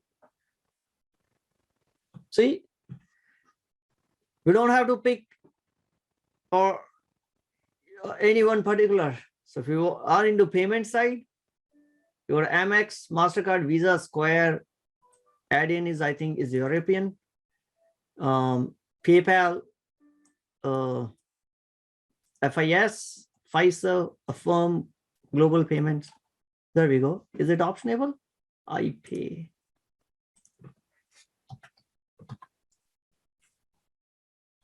What does the options look like in this?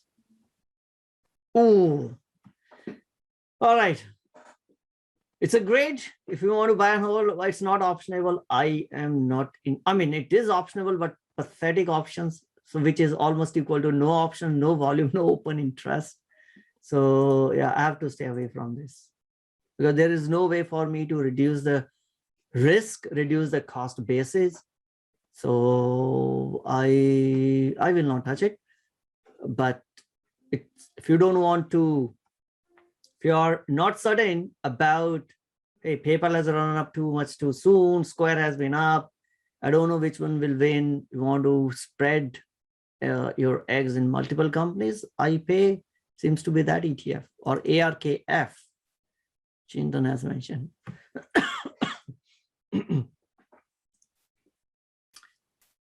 So Asif talking about, to me, Square is more long-term growth with better moats. SMB integration, roadmap with point of sales, loans, Venmo, cash going crazy, Dorsey, crypto fascination.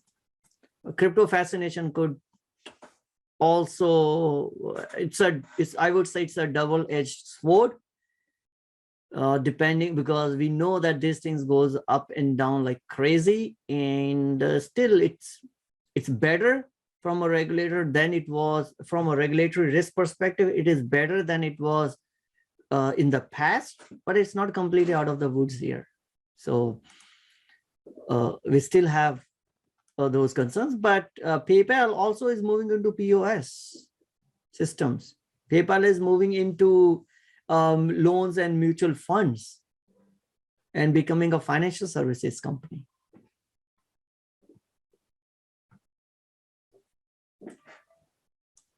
All right, so PayPal, Square sometimes later. Let's talk about PayPal and Pinterest.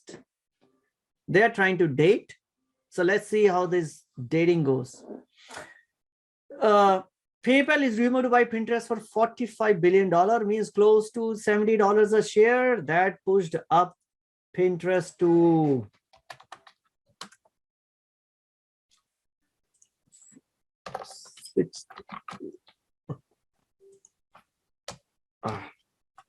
that pushed up Pinterest to 65 or something, and then I think again fell down. Yeah, 64, 65. Then on Friday, we all know what happened on Friday. And they were willing to pay around 27% premium on their current market price. PayPal is going to take Pinterest, how big is the bite? Acquisition. So they want to acquire Pinterest at a $45 billion market cap. PayPal market cap is around $280 billion. So $45 billion is not a small price to pay.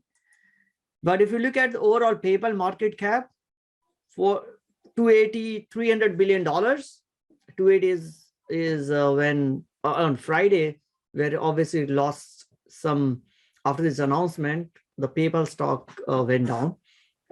But I would say it's maybe what 15%? What is 45? 16%, yeah. It's close to 16% of its market cap. So it's not too big. They're not equal partners in terms of market cap. So it's not too big to bite. But what does PayPal have to even take this bite? How sharp is its teeth? So PayPal has got close to $12 billion cash and $9 billion already in long-term debt. So I don't think that it would be wise to throw away this cash and for this acquisition. So maybe it's going to be sponsored by stock, mostly by stock, or maybe stock and equity, combination of stock and equity. But it does have $12 billion in cash. So from balance sheet perspective, it's okay, but I don't think they're going to do it all cash anyway. Price. How pricey is this acquisition could be? Pinterest revenue was close to $2 billion. Price to sales was around 22. If you add a $45 billion, that's what price to sales comes out to be. PayPal revenue was close to $23 billion. Its price to sales is around 12. So they are actually paying a higher premium to acquire a Pinterest. So it's not a cheap date. You gotta take this date to some fancy restaurant, which is what PayPal is now doing. So it's but can it afford to do it?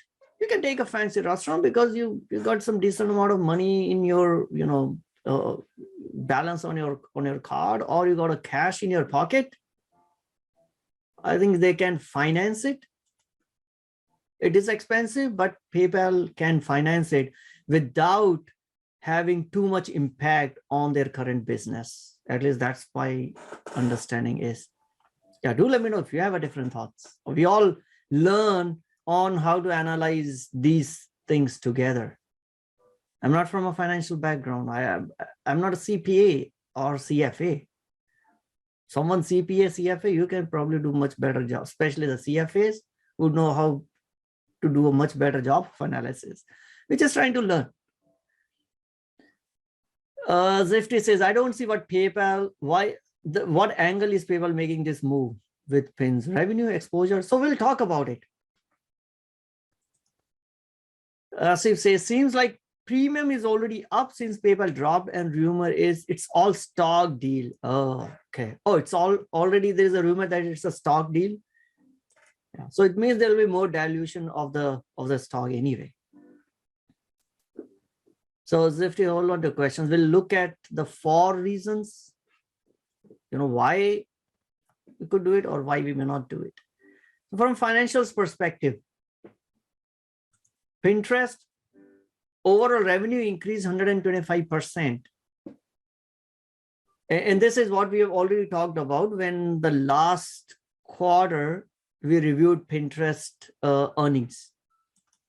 And their ARPU, average revenue per user, is just $5. Compare that with ARPU of Facebook for a US user is almost $40. So Pinterest had a lot of runway ahead of it. And that's why I was bullish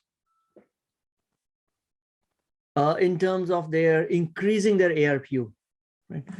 And international ARPU is just 36 cents. So they have, so currently it's very modest. So Pinterest is in very early stage of its monetization cycle.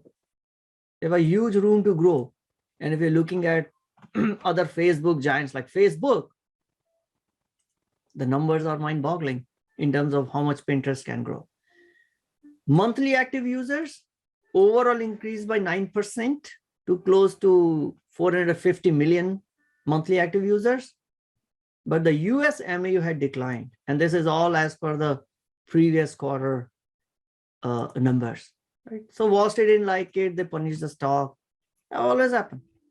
They don't like it. They'll punish the stock. And after that, they'll realize, oh, long term, not big, too much of a change. Every social media company, it's not just Pinterest. Every social media company have, they are already noticing that the growth in the US users is slowing down, whereas the international growth is catching up. It's nothing which is specific to Pinterest. This is a trend. So Wall Street punished it, which is okay. Stock came back up. About PayPal. We looked at PayPal earlier. PayPal wants to be super app. The 2025 goal of Dan Schulman, who's the CEO of PayPal, has been CEO of PayPal for 8, 9, 10 years. I don't know. I think he was CEO when he joined just before this eBay and PayPal were spun into separate companies. But his goal is 750 million users, $50 billion in revenue. So right now, they were $23 billion yearly revenue. Want to double the revenue by 2025 in 4 years, and 10 billion free cash flow. So that's the Uber goal that PayPal has. And if you wonder, PayPal is just a payment tech, it's doing a lot more other stuff. It's all related to payment. So PayPal moved into Venmo, remittances, point of sale, buy now, pay later, BNPL, you got a crypto. Now they want to be also be in a consumer financial services, just like Alipay is doing. And PayPal has been serial acquirer, so they are not new to this acquisition mode. So you can, I mean, we'll just look at a few of their acquisitions. Right? Bill Me Later in 2008. Another big one was Braintree. Again, payment tech gateway, I guess, around 2013. Venmo was big. Look at the amount of money that they paid. Just 26 million. This should go as, one of a great fintech acquisition. And now the amount of value that Venmo adds to the PayPal is unbelievable. They paid only 26 million.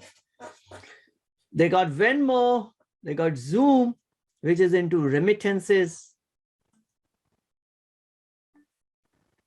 Then they got iZettle. This is, I think, a Swedish payment services company. And their most expensive in the recent times was Honey. It basically suggests you, based on your browser history, I will suggest you discount coupons, etc. Something like that. I have not installed Honey Chrome app though. And the recent one, most recent one, is a new fad or new growth area, buy now, pay later, which is acquisition of Payday in Japan. So PayPal has been a serial acquirer. Right? We only looked at some of the big ones, the names that may be familiar, but they had more than twice other companies which probably we haven't heard the names. So PayPal knows how to acquire and assimilate it within its ecosystem. So nothing new. It's like Salesforce. They know how to extract value out of their acquisitions. Not all of them would have panned out. But things like Zoom, Venmo probably will compensate for everyone else. So now look at, there's been a question on why PayPal is doing. Zifri, what, 26 million for Venmo? Exactly. I don't know. I picked it from Wikipedia, so it may be wrong. Let me before Venmo acquisition cost, acquisition price. Oh no, it is actually even Crunchbase. Oh, it says, oh, Venmo was acquired by Braintree, and then it came. Braintree got acquired by PayPal. Oh, okay. Yeah, that's how the Venmo came into PayPal. So PayPal bought Braintree for $800 million. Okay. Yeah. So maybe it pays to sometimes double check on what you see on the Wikipedia. But essentially, from a Venmo perspective, they sold themselves for $26 million to Braintree. Oh, I should have seen this. It's the same date of acquisition. I didn't focus on the date. So now it makes sense. So reasons for acquisition.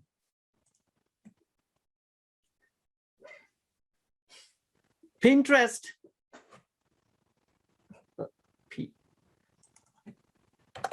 Number one, PayPal already works with hundreds and thousands of merchants to facilitate their payments.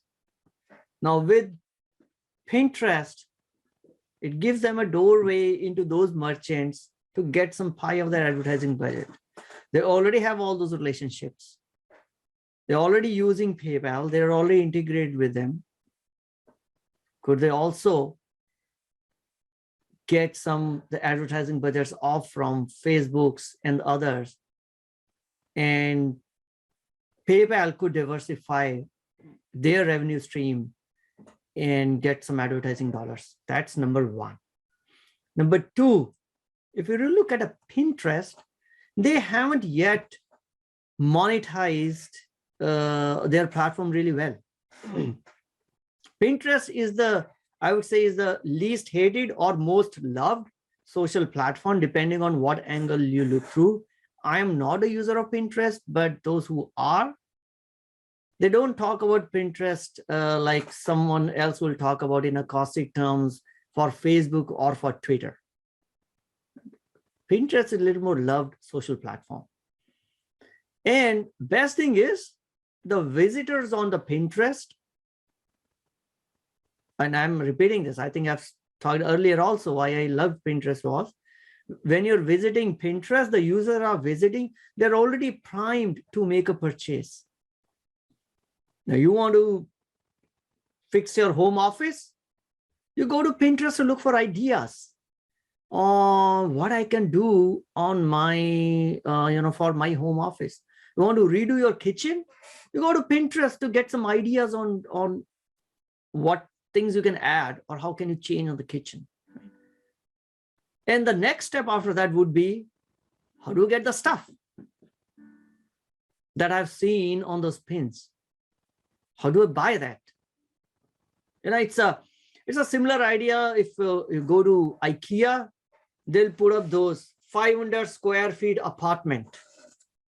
And you walk around inside that, you'll see everything fully furnished, 500 square feet, 350 square feet apartment.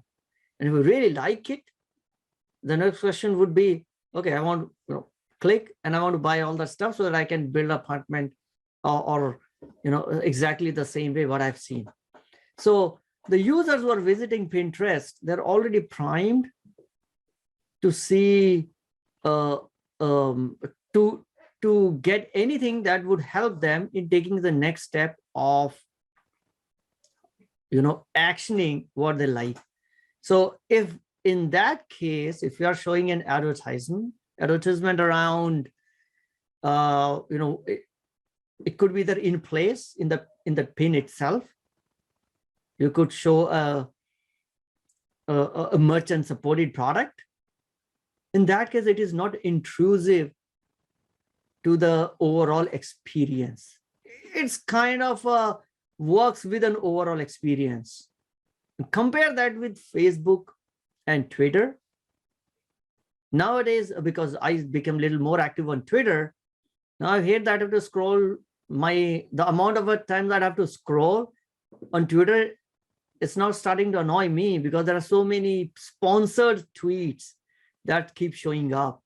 And with those big images, and I'm like, okay, I have to go down, I have to go down.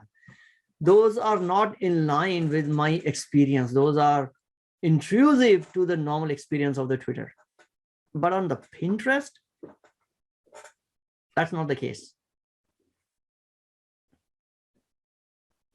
So if PayPal can do something to integrate and monetize the Pinterest platform, that's one reason why they may want to acquire. International users are growing. For both the companies, US growth is slowing down, which is common among others as well, and the international are growing. So maybe join hands. Lastly, for PayPal, this is basically expands the total addressable market itself. It's not that they're buying a competitor. In that case, you don't have any TAM expansion opportunity. This is a completely different area. Now that means it's expand the total TAM. And if they execute well, and PayPal has a history of executing well on the financial services side, but if they execute well on this one, it's an entirely new TAM that has not been priced into PayPal till now. It's completely new growth. It's a new market segment for them altogether. So it's a TAM expansion opportunity for PayPal. What else it could be? Any other reasons you think why PayPal wants to go there? Is a couple of, Asif mentioned, if Pinterest doesn't have, it seems Pinterest doesn't have a native shopping support. They direct you to seller's website for purchase and probably get paid by affiliate marketing. With PayPal, maybe they can support shopping without leaving their app. Exactly. And can earn more piece of the revenue. Maybe PayPal can capture more sales because once you go to individual seller site, you may use existing or other payment methods. Now, other thing is now suddenly all the merchants on PayPal could, be immediately onboarded. Sorry, all the merchants of Pinterest could immediately be onboarded onto PayPal. There may have been overlap. Again, we don't have the details yet because companies haven't even acknowledged that they are talking.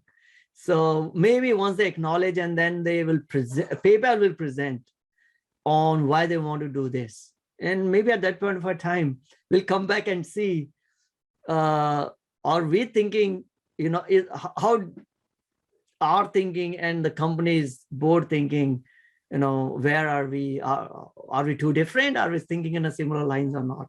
It'll be good to see whenever the company presents their reasons. But what could be against? So these are the reasons, say, why PayPal may want to do this. So I'll say, if you don't mind, I'll just copy the couple of reasons that you have provided in the chat over here. And maybe we will revisit this some other time. Especially we should do it after the company has provided their own reasons. Against those who talk about it could be distraction because PayPal has no experience in running social media, even though for now it is the least hated social media company in terms of either from a user's or from a regulator's perspective. There is no regulatory concern, but it is a social media company. PayPal has no experience in running it. I don't intend to say that PayPal will become hands-on on it, but still, you become an owner of this company. Then you're liable for anything good or bad on this company, and PayPal has no experience in running social media. Could be a cultural issue. What if the founder may not stick around? I always like founder companies. if the founders are still in a commanding position, those companies historically have enriched shareholders more than the professional CEOs. So if the Pinterest founder, Ben Silverman, he may not want to be an employee of a PayPal, though a highly paid employee, in a C-suite employee, but at the end of the day, you're still an employee. So he may want to, after whatever the 2 years or whatever the deal would be, he may want to leave Pinterest, and that means the whole culture that is built around in Pinterest will be at risk. Third one, which is good or bad if you're siding with one particular platform. So now PayPal is moving into and tying up with a social platform. Could it alienate PayPal from other platforms? Not that it's on any other platform, but it almost shuts the door for any other social media platform which competes with Pinterest to use PayPal as a payment method. And PayPal is not stranger to this. They have been through the same stuff. The reason, excuse me, the reason why PayPal got spun off from eBay was exactly the same reason. When PayPal were going and talking to other websites for them to be used as a payment method, they didn't want to use it because it would enrich their direct competitor, which was eBay. So that's why PayPal spun off from eBay. It really worked out great. Sometimes the offspring does way better than the parent. And that's exactly what happened. PayPal had to spin off, and then the real value got unlocked in PayPal. So PayPal is no stranger to this risk that now they are trying to side themselves with one social media company. That means the other social media companies could shut the door for PayPal because it's going to enrich Pinterest. So that could be why, hey, they should not do this. Maybe the other one is it's expensive.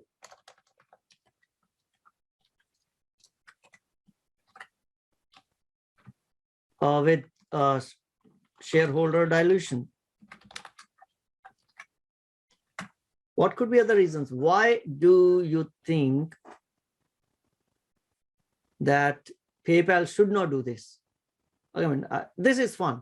I mean, I enjoy doing this in trying to brainstorm, just like a retail investor. Why you think that PayPal should not do this? Let's build this together. We got some reasons that they should do it, some reasons that they should not do it. And based on which one you believe more strongly, you can have your own viewpoint of, is this good is this a good move for your portfolio or not? Well, till now, PayPal did not have any regulatory concerns with the other social media companies are getting into it, right? Though the risk is less, but it could put PayPal into regulatory issues that other social media companies are going through. Again, the risk probably is very less. Seems like more win for PayPal with international interest rate going up. They probably want to make most of their appreciated market cap. Pins loses optionality and integrating with all other payment processors.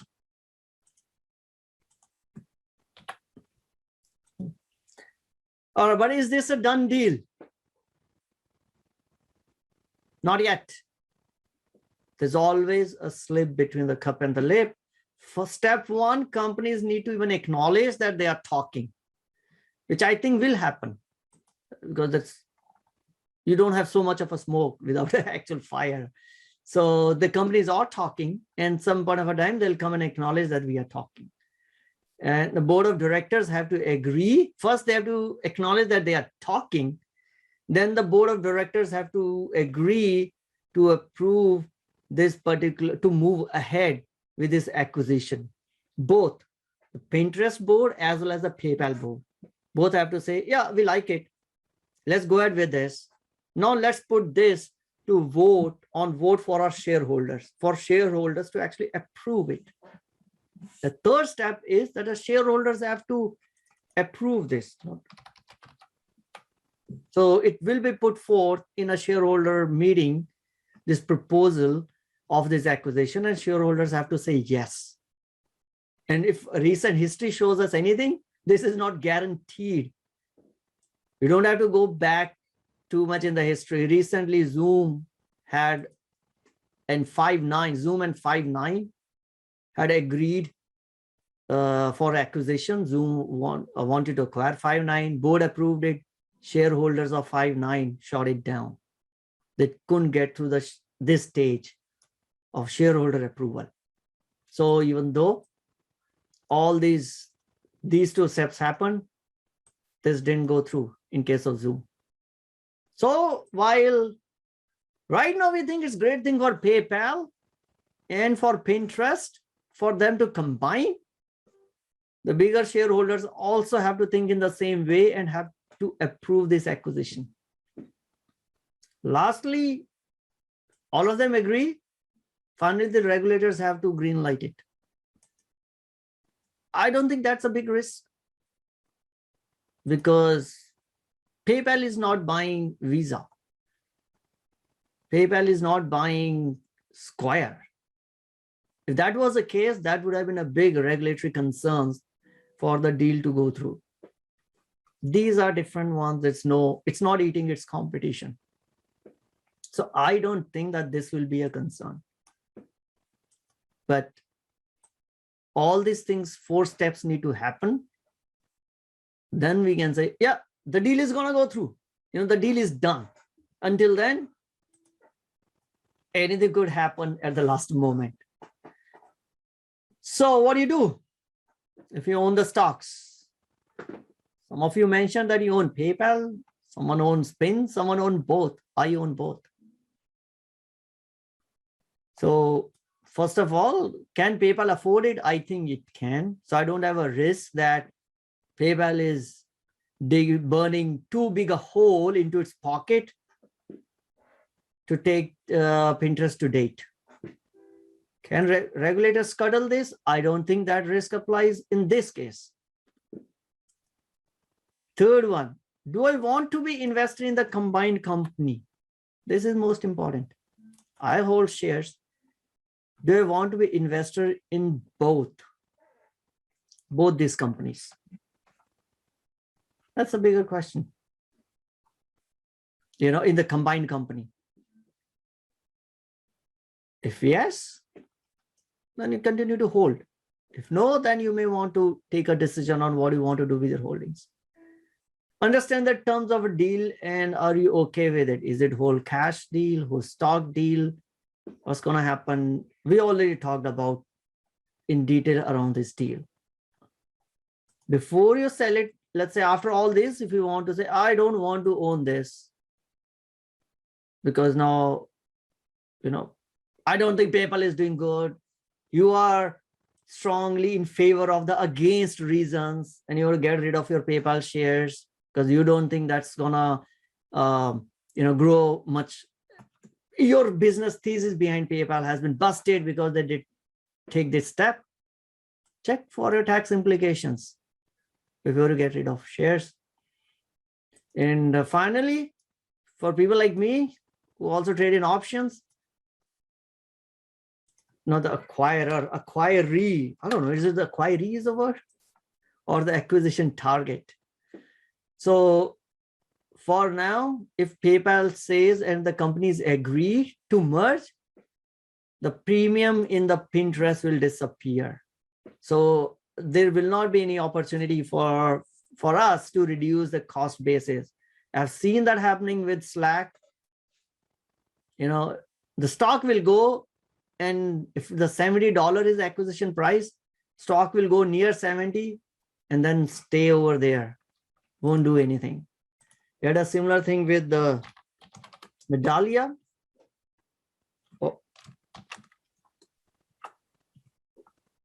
After the acquisition was announced, the stock just stayed there. Acquisition announced at $34. I don't know when it will get completed. And the premium just gets evaporated because there is no volatility. There is no option trades become zero. I have done multiple option trade of Medallia before it was announced that they're getting acquired. So it'll become, from an option perspective, it'll become a dud. We can't do anything on Pinterest if the companies agree to it. So think about this, then take your decision on what you want to do with either, PayPal or Pinterest or whatever you hold in your portfolio. Anyone willing to sell tomorrow? Or not tomorrow, what? Monday? Anyone wants to go and sell their PayPal on Monday? So I need some break to sip some water.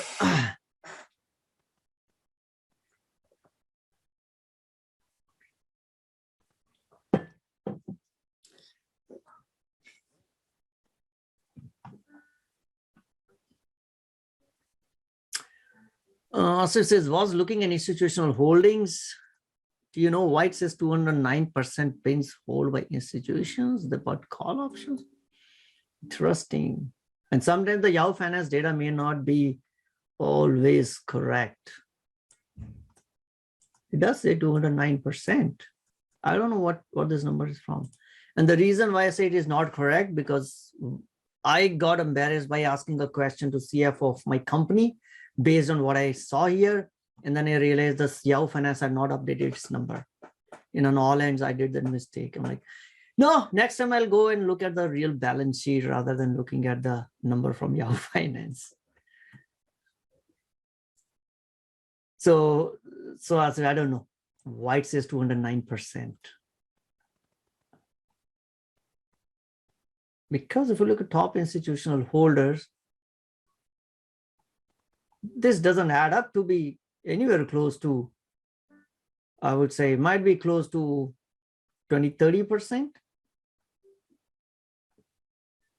So this 209 seems to be, I don't know. Good, but I need to remember wife is a freezer. Yeah, I learned my lesson. So we had all hands, and company had already announced the results.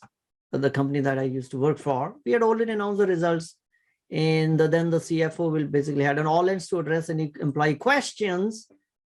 And I had a question based on what I saw in the balance sheet on Yahoo Finance. And then I asked a question only to realize that the numbers that it was on Yahoo Finance was wrong. And I'm like, then the question became invalid. My concern became invalid, unfortunately. So then I looked at a balance sheet, the real balance sheet on the website that had the right numbers. Cedric says, does it mean it makes sense to sell puts at 60 on pins since it will likely to go close to 70? Yeah, right now, if this deal will get announced, yes, unless they change the pricing. So if they change the pricing and agree, PayPal say we don't want to pay you $70 anymore. They haven't yet confirmed anyway. So if they pay only 60 or only 65, whatever, that will become a ceiling. The reason why we still have premium is because that uncertainty is still there. The companies have not confirmed that they are even talking to each other.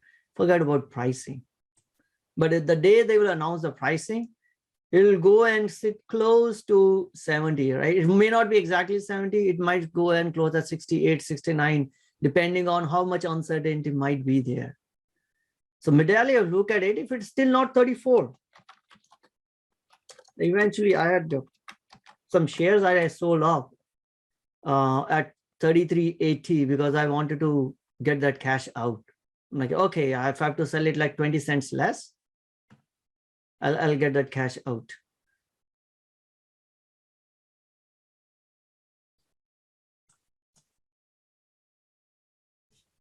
From E-Trade, shares outstanding 552 million, institutional ownership is 206.6%. Number of floating shares is 515. Interesting. Yeah, we'll have to see, what's this use case. Cool. So that's all about our stock market. Only thing remaining in the stock market is our option trade review. Before that, let's do a quick summary on the crypto side of the house.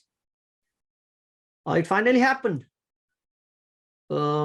We talked about this in the crypto market, spend a lot more time. So I'm not going to spend a lot more time on this one, but eventually the first regulated ETF on Bitcoin, it's on Bitcoin futures, actually started trading this week. And it set a new record in ETF world, in the history of ETF. It got to $1 billion of trading volume in the second day of trading. Previous holder was all GLD. When was GLD launched? Maybe 25 years ago. It took 3 days. But BITO surpassed that $1 billion mark trading volume in just 2 days. People want to trade. Good or bad, people want to trade this new asset class. Another one started trading from Friday, which is the Valkyrie BTF. They disappointed me because earlier they mentioned that they will have the ticker BTFD. But eventually they came, they started with the ticker BTF. Then they changed their ticker to BTFD. But eventually it looks like they've gone back to BTF. Maybe, SEC might have told, you can't give a financial advice in your ticker symbol. So you can't have BTFD. So anyway, so BTF is another same thing, which is, this is also based on a futures ETF. It's not based on spot. It's based on futures ETF.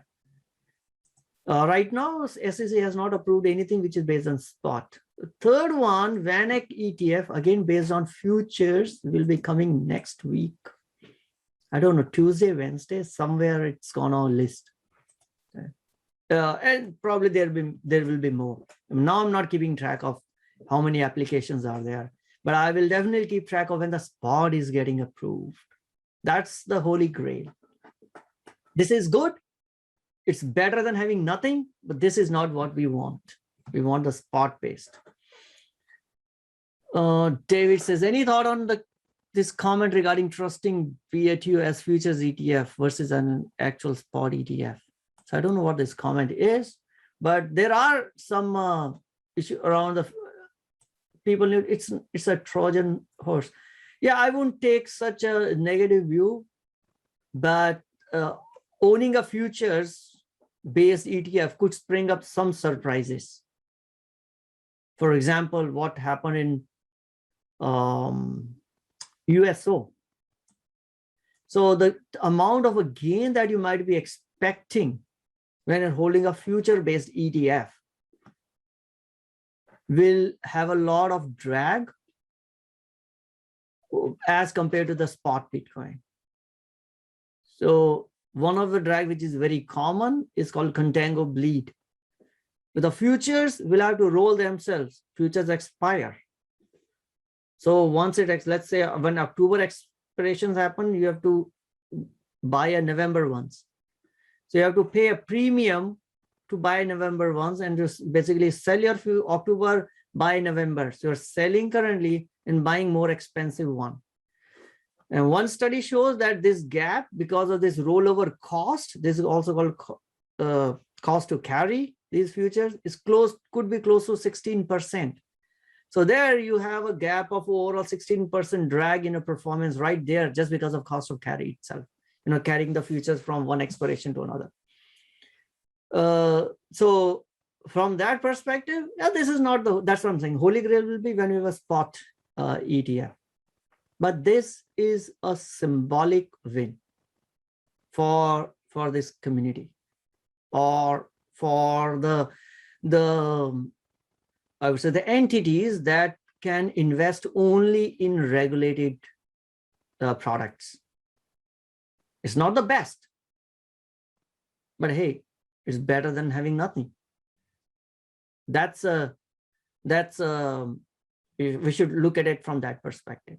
So if there is any way you as an individual investor can take an exposure which is very close to as a spot Bitcoin, maybe you open an account in, or you can take, why open an account? On a Robinhood, you can buy Bitcoin.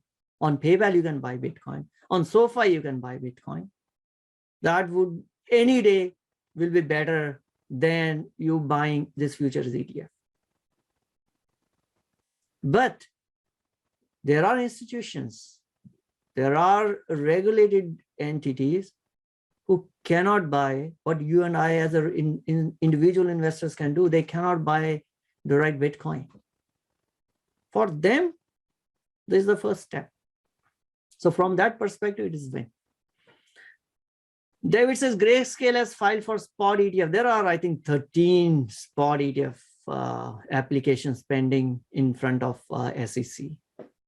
So Grayscale has filed it to convert their, they haven't filed for a new one. They want to convert their trust into ETF. So today morning, looking at Wall Street, and the heading was, your financial advisor may be talking to you about Bitcoin. So I haven't gone through all of this. If we had more time, probably I would have, but it's good that we spend a lot of time on PayPal and Pinterest. Eventually, all they want to say is because of this advent of Bitcoin related ETF, though not the perfect instrument, but it is an instrument. Now your advice, it gives ability for, let me just go back, for some of the financial professionals to take an exposure. Right? That could give some entry into the crypto that they have long craved, to especially some of the finance professionals. Right? If you have been suffering from FOMO, imagine their fear of missing out. Advisors feel the pressure because their customers come and ask for, how do I get exposure to this particular asset? Unfortunately, until now, advisors have no way to give exposure in their current framework and exposure to this new asset class. But now they do have a way, not the best way, but a way. It's the first of many. Yeah, we also saw that 2 more are coming onto the markets. But interesting is Interactive Brokers. The brokerage firm is already working to provide an ability for the financial professionals or to the registered investment advisors to trade Bitcoin through its platform. Right. That's another, I'd say, a bullish thesis around it. When advisor found out not long ago that a client who held $3 million in assets with him also had $11 million in crypto. What else? Adding crypto to your portfolio. Yeah, then the article talks about if your financial advisor come and talk to you about crypto, how you should approach. So if any one of you is interested in this article, maybe your financial advisor is asking you, hey, there's something new. Now we have an ability to give you exposure. Do you want something on crypto? You are interested in this article, ping me. I can send you the Wall Street article. It's on Wall Street Journal, Intelligent Investor. on why many of the financial advisors may now be talking about crypto to their clients. That's all on the crypto side. We talked a lot more on crypto in our crypto meeting on Thursday, but this is what I wanted to bring in this meeting on what's happened. The biggest news of the crypto market from the last week is regulated ETF, which you now can trade on your within your brokerage account itself. Yeah. Am I gonna do it? Hell no. I can take direct exposure to digital asset on Coinbase or Kraken. So why would I use this suboptimal instrument? So any questions on the crypto side? All good. All right, I forgot to tell one thing.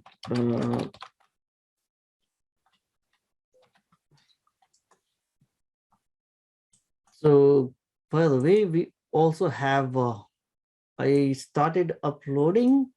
There was a ask for uploading the video of the crypto. So we do have it here.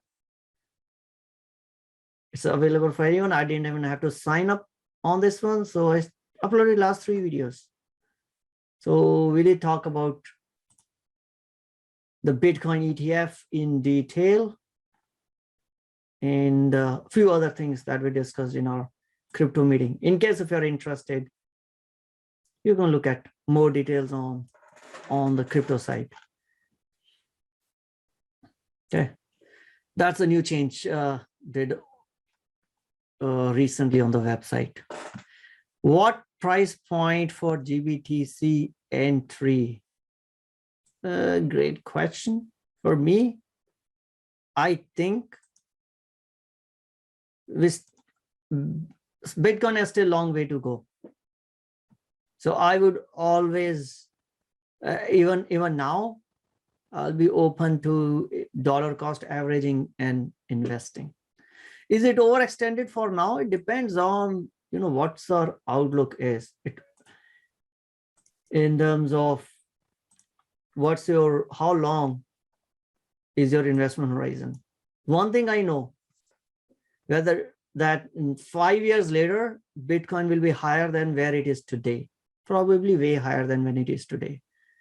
Does that mean it will not go down in next one? It could go down in next month, possible. It has gone down multiple times. So when I'm looking at it, I'm looking at from the perspective of, I think it'll still have a lot of runway in next 5 years. And I'm investing or staying invested from that perspective. And that has kept me sane through all this volatility that we have seen earlier. So again, it's very difficult to value the power of a network or a technology, this technology. If someone asked, actually someone did ask me, how do you value Bitcoin? I'm like, how do you value TCP/IP? It's difficult to value TCP/IP protocol. We can put around our models, valuation models, on companies that have built businesses on top of TCP/IP, which is a basic protocol for our internet communication. So we have built financial models for how do we evaluate Google's, how do we evaluate Netflix. But unfortunately, TCP/IP, the core protocol, whoever built that core protocol, they didn't make any money out of it. Any money means not even a millionth fraction of what the internet economy has done. But this time, I think it's for the first time when there's an opportunity of you can actually own that protocol and benefit from the usage of that protocol. So I don't know how to value it because this has never happened before. And that is why I believe that we are still in early stage. So, and I don't know how to value it. I only know that the usage of this will continue to grow. The more the usage grows, more the network grows, more this protocol will become, become widespread, and hence more of these will be BTCs will need to be used to do any transaction on this protocol. Imagine every byte sent on internet, if we had to pay something to send every message on internet, and that payment could have gone to someone who actually had invested in the TCP/IP protocol. I mean, that's the closest I can get to how do I value this. It's difficult to value. So it's all based on conviction. It's all, this specifically, this particular asset class is all based on conviction investment.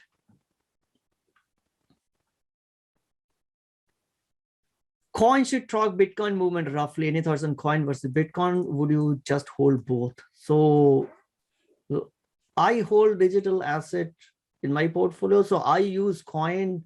I actually have not used coin, but I use coin or Marathon or Riot blockchain, etc., to take a negative positions, do a little risk hedging. But many of these coin or any of the mining companies, they will track closely to or correlated to the Bitcoin prices or the crypto prices. So you could use coin as a proxy of BTC, but doesn't mean they'll be 100% correlated. There could be days when you'll have a company specific risk and it may deviate from what the market overall is doing. But in absence of anything else, that's a closer approximation. In a very long term, why won't BTC follow gold silver price curve with some delta? Gold silver price curve with some. So right now, the model that is being used to value is similar to what's being used for valuing those gold or silver. I think at some point of a time, will it go and moderate? Of course, these pricing or the gains that we are seeing will not continue forever. Now, when that will happen is a bigger question. When that will start to plateau? Will it start to plateau when Bitcoin will be at 100K? I don't know, or 500K. It depends on where this whole infrastructure is getting used. Or will it plateau at a million? No one knows that. And when it became 20,000, thought, oh, it's already too much in 2017, and it decreased. Thought maybe 20,000 is the next, is the top. And then we all got surprised when it hit 40, then again on 60. So now I don't know where, where it will start to plateau and what's that price point perspective. Cedric, aren't you making a case for Ethereum here instead of Bitcoin? I'm talking about Bitcoin as a network. So Ethereum also have the similar stuff. Bitcoin is not a protocol like Ethereum is. So I don't know. All I'm looking at, so from both perspective, from technology perspective, both are almost the same. In terms of how they operate, just that Ethereum has got more programmability, so it's added a lot more functionality. But if you look at a Bitcoin just as a network, and usage of that network, let's say to settle the transaction or to move the transactions. With the Lightning Network, It's possible even if you and I, we don't hold Bitcoins, but could still use Bitcoin's network to do a cross-border payments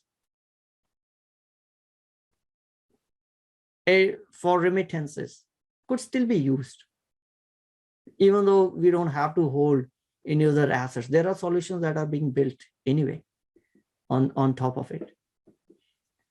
So Ethereum has a different use case. I'm bullish on that too as well. I mean, it serves a completely different use case. Bitcoin serves its own use case. David, off topic, but Walmart is rolling out installation. Yes, so that I already have to talk about this Walmart stuff on Thursday. 200 locations of Walmart has got Bitcoin ATMs installed as a pilot project. I don't know when they'll take a decision to do full, but right now they're doing a pilot. Again, this is we are still in very early stage of this whole new economy. So it's useful to keep an eye on that economy. There are multiple projects out here, Bitcoins, Ethereums,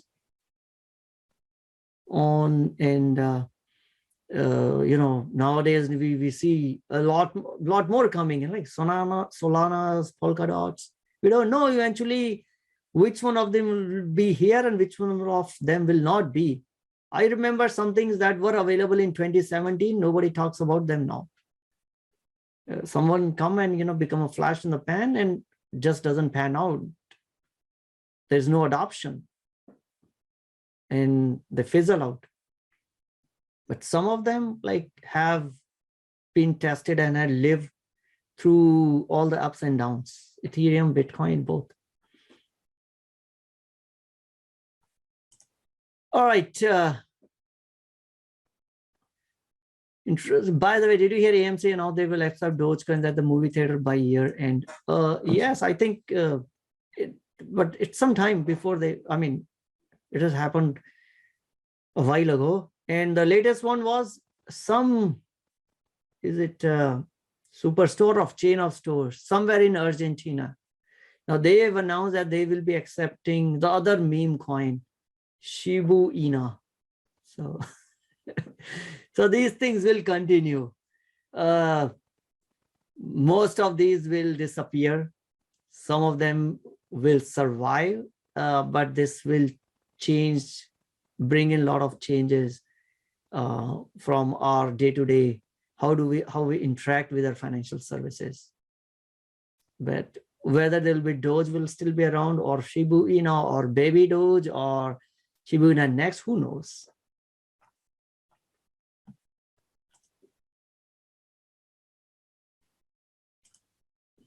All right. Anything else? Otherwise, last one, let's look at some of our option trades from previous week. So this week, it's a pretty good week.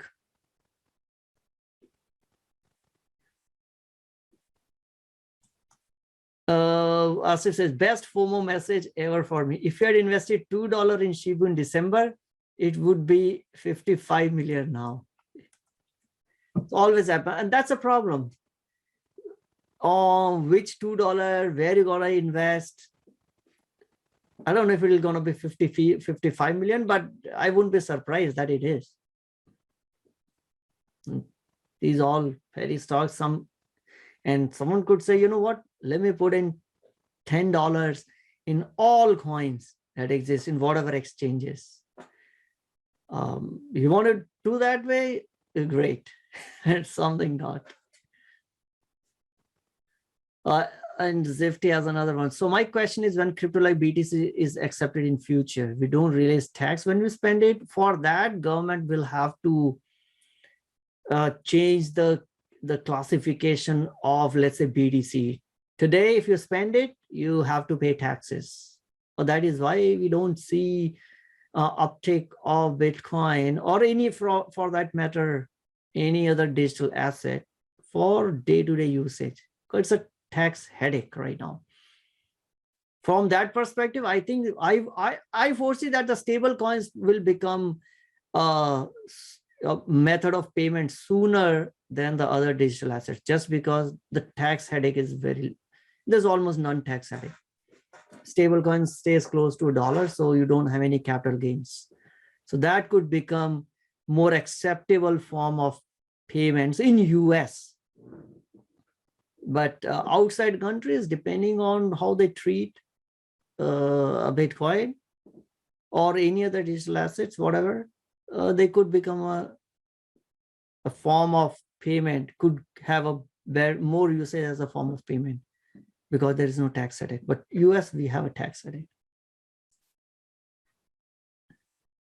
And if I had it before selling it, I have to relocate to some new country. Exactly. I know of one friend who had made some decent money in crypto and then moved out of US. His plan is to stay out of US for a year. He's not a citizen or resident. He's on a temporary visa. So gonna stay out of US for whatever, that's 6 months. Move into a country where you don't have capital gains tax, and then sell his crypto, realize the gain, then come back.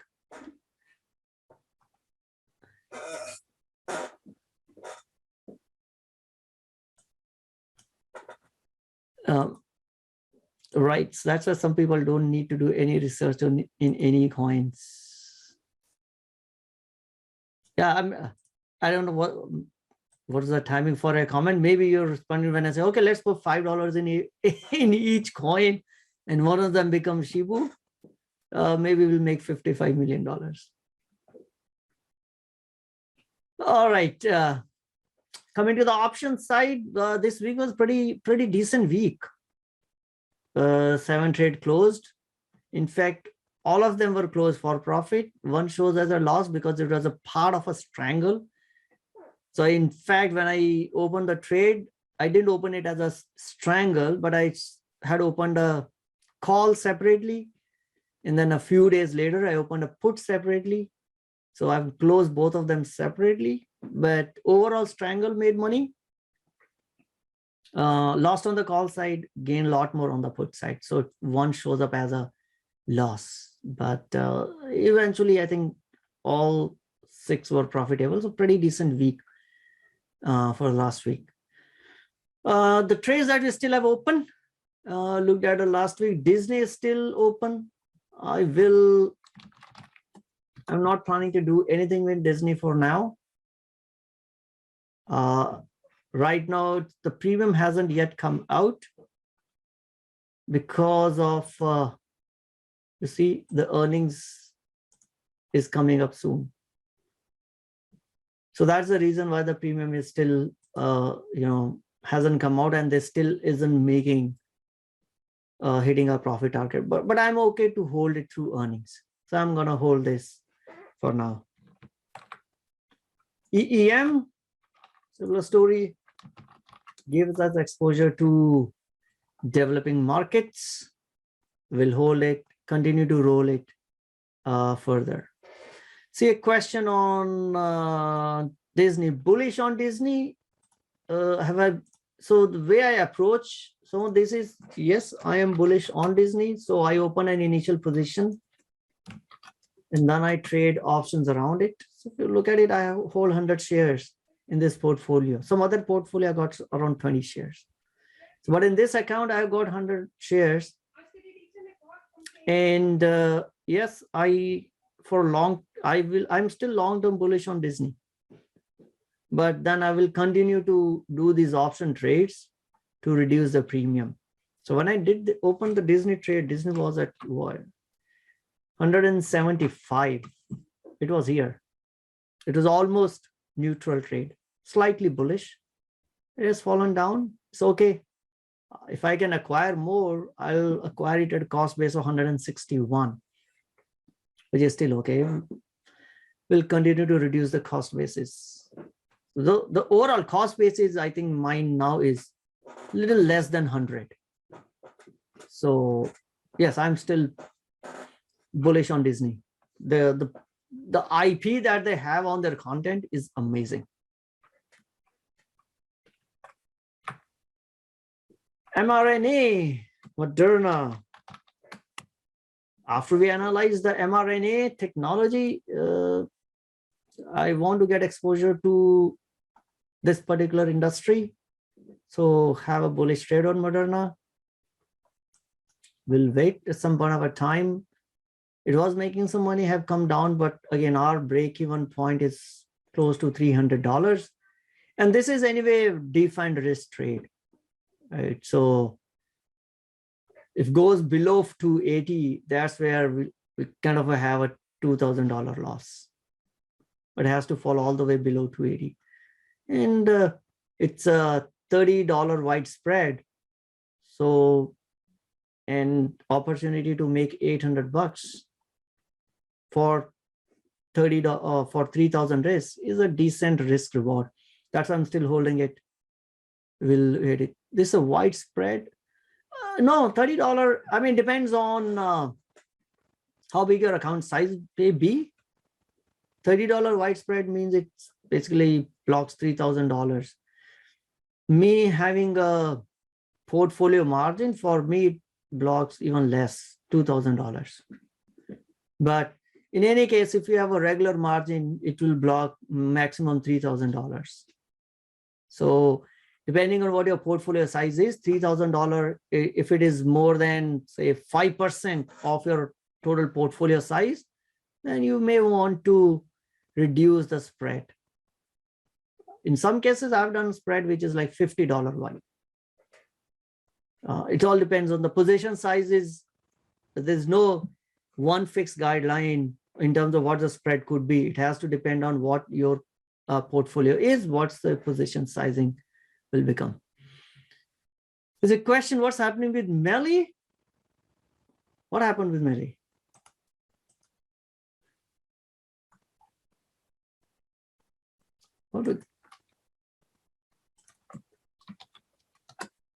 I didn't see anything drastically wrong with Melly. Oh, it fell down. That's okay. I thought something really happened in terms of news on Melly.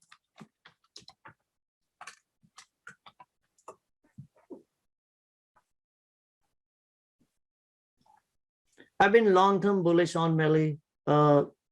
Again, from a business perspective, let's wait for what they have to show in this the upcoming quarter. But last quarter, it was all good. But stock has gone back up and down multiple times. If you're holding this Melly and trading on options, I think last was it the October expiration? Again, I had some iron condor on Melly, which I closed for some decent profit. I still have one more on Melly. Right now it's lower break-even point, but I'm going to hold it. So I'm not worried about Melly at all. I've seen these moves multiple times over my holding period. But just that we have to get through this. If the business is great, the price, it will pay off eventually. Initially I had this concern when I got into Melly way back at around $350. Took some early profits, and then realized sooner that I did the same mistake what Carl Icahn had done, because my investment had doubled and I sold some, so I got back into it. And since then, it's done a decent returns over the past few years.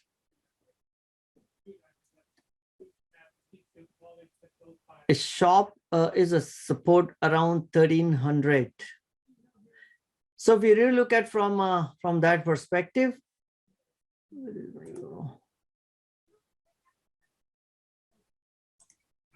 if we want to draw any support or resistance lines, 1,300 does seem to be a pretty strong one, but so is around 1,500 as well. I generally don't talk about the technicals here, because for me, the fundamental investment thesis is more important, but technicals do make sense if we want to initiate a new position, right? And me from option, I'll rather more look at the implied volatility, but they do make sense. So if you're looking at 1500, close to 1500, 1400, have been a price point, which actually jumped even the last time as well. The next one does seem to be 1300. The next support. Is sharp a good entry point? I, in fact, had not looked at sharp for quite some time. But all I heard is this has been, again, from a business perspective, this company has been doing great. Now, whether this is a good entry point or not, I wouldn't know. Again, looking at the, let's draw some numbers here. We did see some support around $13 or $1,400 in this one. Got bounced up here, another bounce up here. It did breach it here, but we don't know whether next one will breach or not. Again, around, it's just hit its 20-day moving average for now. And next one will be its 200-day moving average, which is right over here. It fell through the 50-day, bounced back around 20-day, and the next one is, so 20-day moving average, it is held up for now. So, but I can say if it's a good entry point or not. I guess, again, if you want to take an exposure to this, try the dollar cost averaging side. In short term, what it could do, no one has any idea about it. If I look at, you can draw all the, in the hindsight, everything looks to be great that, hey, I should have been able to predict this. But it's only, in a future, it becomes very difficult to see. Yeah, I want to sell puts on Melly, but bid-ask spread is so well. Yeah, it is. If you are doing any option on Melly, it is just, at the end of, you can't manage it. You can't roll it. It's like be done and dusted. That is why I always go with iron condor. So last expiration, I closed one iron condor for, I think we were on $800 profit. I own 30 shares. So that means overall per share, I reduce my cost basis. So my viewpoint on this is if it comes back up after the earnings result expire here, great. And we'll again make some money. If not, I'll close this trade for this iron condor trade. I'll close it for full value and maybe pick up one stock for Melly at that point of a time. That's how I'll deal with it. It's not a good optionable instrument.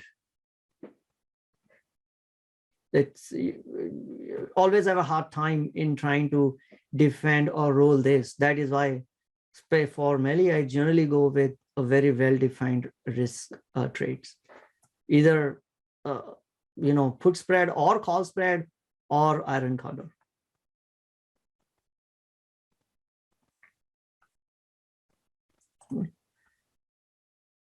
All right, last one, new one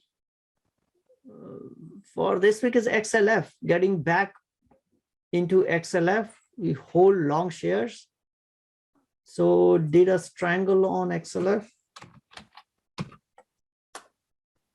Right in the middle. I'm not too bullish or too bearish. I would say I'm slightly bullish on XLF, on financial sector because of inflation and maybe increase in interest rates. But if it goes beyond 42 and our shares will get sold off, it's okay. We'll go back and do a put again. But if not, right now it's the middle. So hopefully we'll make some money and close it for profit. And these are the ones which I don't want to spend more time in terms of doing this, because there's a low value. Let's do it and forget about it. It really won't pay off the amount of time that you spend on this one. All right, that brings us to the end of today's session. Almost 3 hours. Gosh, I talk a lot. Let me sip some water.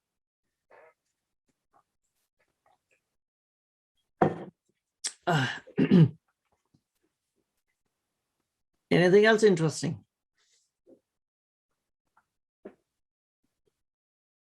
Cool. You too have a nice day, Cedric. Thank you for joining in today. Do you have options on Apple? Yes, I do. But I have a short means I have a, what do you say, bearish trade on options in Apple, because I have shares in my wife's retirement account. I hold shares of Apple in my wife's retirement account. So on my options account, because on a retirement, that's a 401k, so can do options on my wife's portfolio. So I've taken a kind of sold a call on Apple on my option trading portfolio. So yes, I generally I do options on Apple. Again, the net idea is this: an option is just an instrument to express our market sentiment. Because I hold shares of Apple, I want to become little less bullish, so I'll do call. In cases where I want to become bullish, in that case, I will sell puts. So it's just a way to express it. And I don't want to, that option stock is kind of a long hold. I don't want to sell those. So on the option portfolio, I'm selling a call. Do you ever sell covered call on Apple or blue chips you want to keep? Because I don't want to get it called. Is it worth it? So I think so here's how I deal with some of these blue chips or some of these high flyers, right? Which would suddenly go up 40%, and then I'll get into that seller remorse of, gosh, I made only 15%, right? I think that's where your question is coming from, Zifty. It's a pretty common scenario. So the way I do with this is like this. So on Apple, I will sell, if I have only 100 shares of Apple, I will sell a call spread. I won't sell just a call. And instead of doing a covered call, I will have a covered call spread. So that if Apple become bonkers and goes through the moon, I still have a lot of runway to continue, enjoy those gains. I will not be, what do you call? I won't be stopped out of my gains because I have a call spread. Hope that makes sense. Let's just try to draw this out here. Let's take another one. Let's take this pins itself, right? Let's draw this. Sorry if anyone you want to drop off. We're just chatting. So say I hold Pinterest 100 in my account. Let's build this. Now, I want to reduce my cost basis, but then I don't want to get rid of because I'm long-term bullish on Pinterest.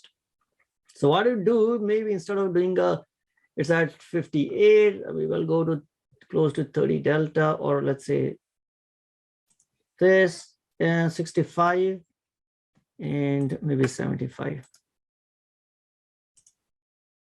No, maybe I'll just do this. Right. So that in case PayPal wants to buy this Pinterest or some other company wants to buy this Pinterest at $85, I'm not completely locked out of this trade. Let me just simulate the only uh, selling a call, analyze trade. So this is stock only. If I do a covered call at 65, of course, I get upfront decent amount of premium, but someone wants to acquire, in this case, it has actually become reality. Someone wants to acquire at 70, let's say 80. What if Pinterest get into the bidding war? It goes to 85. Tough. I've already capped my profit after 65. I don't get to enjoy that great benefit, right? It will be called away at 65. So instead of that, in some of these stocks, I'll do a call spread so that if it goes through moon, I could still enjoy. I will have to give up some, but then I still can enjoy a much larger gains if it goes through the moon. So that is one way. Other way, what I do is if I have more than 100, if I have 200 stocks, then I'll sell only one call spread. Instead of we'll sell only one call. Instead of doing 2 calls, I'll sell only one and leave the rest of the stocks to continue to grow. So that's how, you can decide on how you want to approach.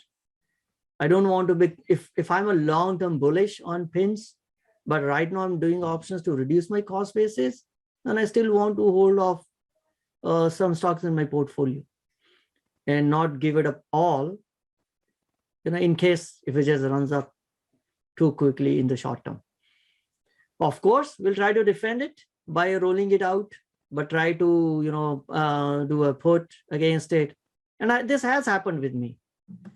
Now, Stitch Fix went up all the way to 90. I had my short call at 60 or 65. I rolled it out, did a put, rolled it out again, and eventually came back down. I didn't get called away.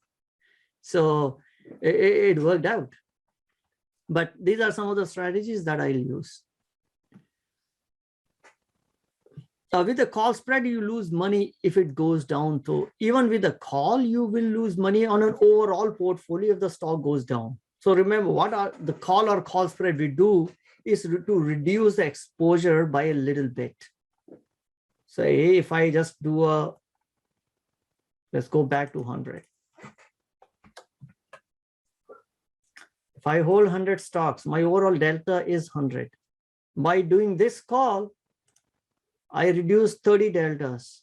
But if the stock goes down, I still have 70 positive deltas.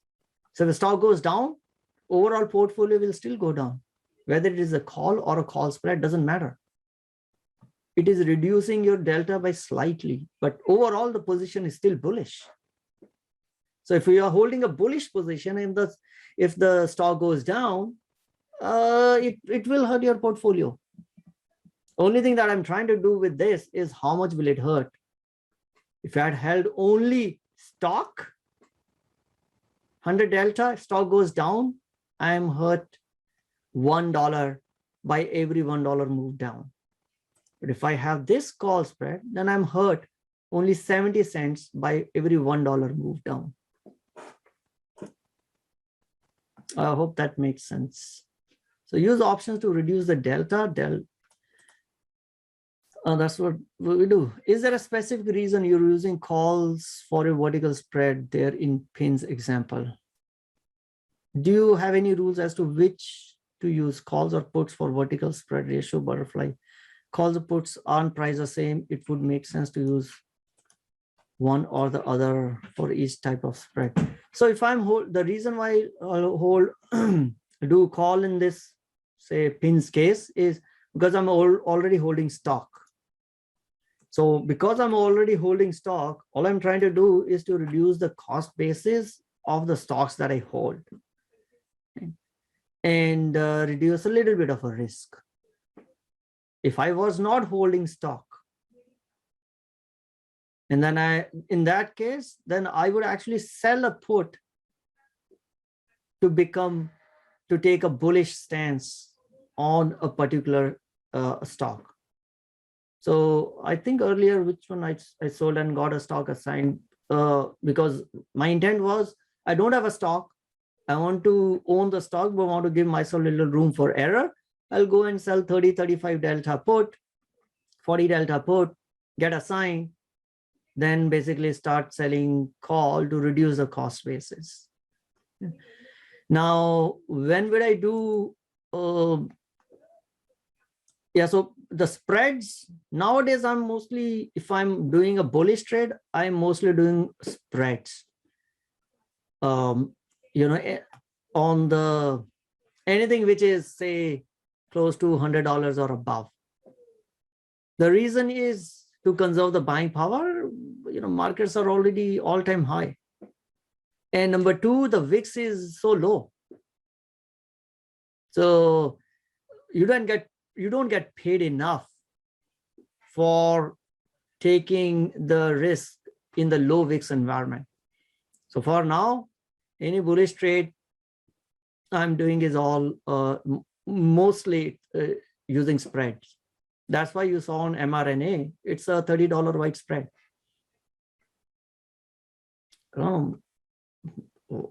And I think there are others also. I think we had a Sentinel one earlier, was a spread.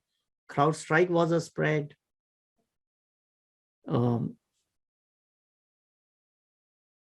Calls and puts aren't priced the same. That is correct.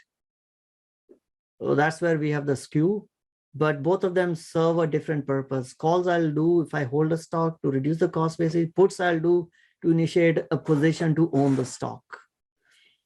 Is there a strategy to reduce the cost for 50 or 150 shares, odd numbers, but don't want to buy more to get 100 multiples? You can still, do anything. So Mercado Libre, I had 30 shares. So let's build this out. Say Pinterest, I got only 50 shares, right? So this is how I'll do it. And this is true. I do it in any stocks where I don't have stocks. I will first look at this and say stock is right here. Today, the stock is right here. I don't know anything about the future, but today the stock is right here. Now, if I were to sell this put spread, and if the stock blows through my, sell this call spread, if a stock blows through my call spread, what's the worst situation? Worst situation is this point. In this point, it is still higher than where it is today, which is here. I will do this. So now I own only 50, but I will do this. What I may not do is, I could also do this because this is an overall portfolio still positive. What I will not do is say this call spread. Even though the initial premium is higher, I do enter into a situation wherein the stock goes and sits at 80. Overall, my portfolio is now becoming negative, right? So this is how I'll start to plot and see if I were to do a call spread, which one should I pick up? In this case, 65 to 70, I will do this one. If it goes down, okay, at least I made $110, which reduces the cost basis of my 50 shares per share, $2, which is decent one, right? You get 4% for 4% return in 50 days, or 4% reduction in cost basis in 50 days. But if it gets acquired, goes to 80, 90, or say it's still, I'm there, these will still benefit. Or if it comes and sits at 70, I'm still better than where I am today. So I'll probably do this trade. Okay, and this will reduce the cost basis. Oh, so David said, I guess the question was the reason why you won't buy put The reason is the risk profile may be the same, but on a long-term basis, buying volatility doesn't help. So that's why most of the time I will only be focusing on selling volatility. Because from a pricing perspective, the option pricing perspective, when given a point of time, the pricing is efficient. Say if I'm implied volatility is 70, right? I will be the option pricing at that 70 will be perfect. There is no arbitrage on that.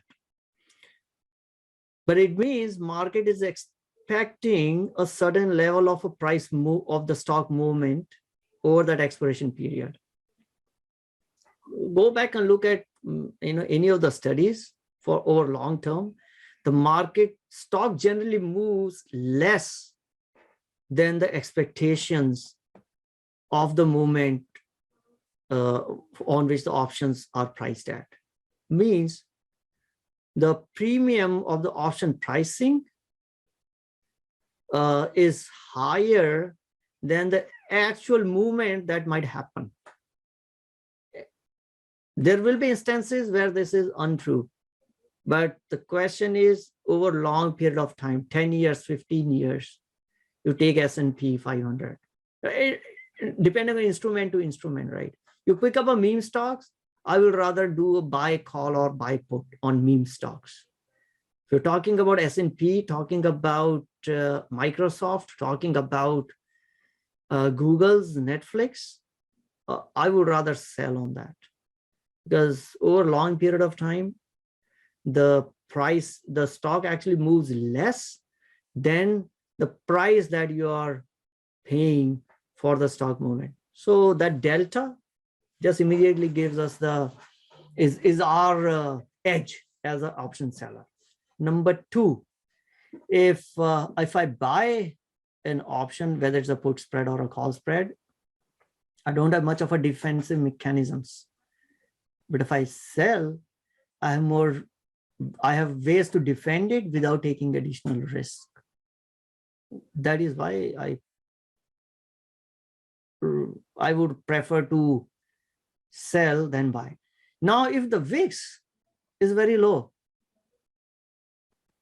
in that case, the difference or the edge I have is very less. In that case, the amount of a premium that I might be collecting may not be really worth, or may not be providing that much protection for the risk. In that case, I may look at buying a call spread or a put spread. But if the VIX is higher or the IV is higher, let's say individual stocks, will always sell options. 95%, maybe higher. Why were only 95%? There are only few instances I can, if I look at this, maybe there are currently maybe only 2 or 3 long calls that I might have in my portfolio. Those more speculative play. Other than that, all will be option selling. Is PIN's acquisition just a speculation? Is waiting for board approval? Companies haven't even acknowledged that they are talking. So they have to cross the first stage where the companies have to say, yeah, we are talking, we want to acquire. Then the board approves, then the shareholder will approve. So right now I guess they are talking. That's why Bloomberg and all other respected media has reported. But they have to acknowledge it. So from that perspective, it is still, right now you can say it's still a rumor.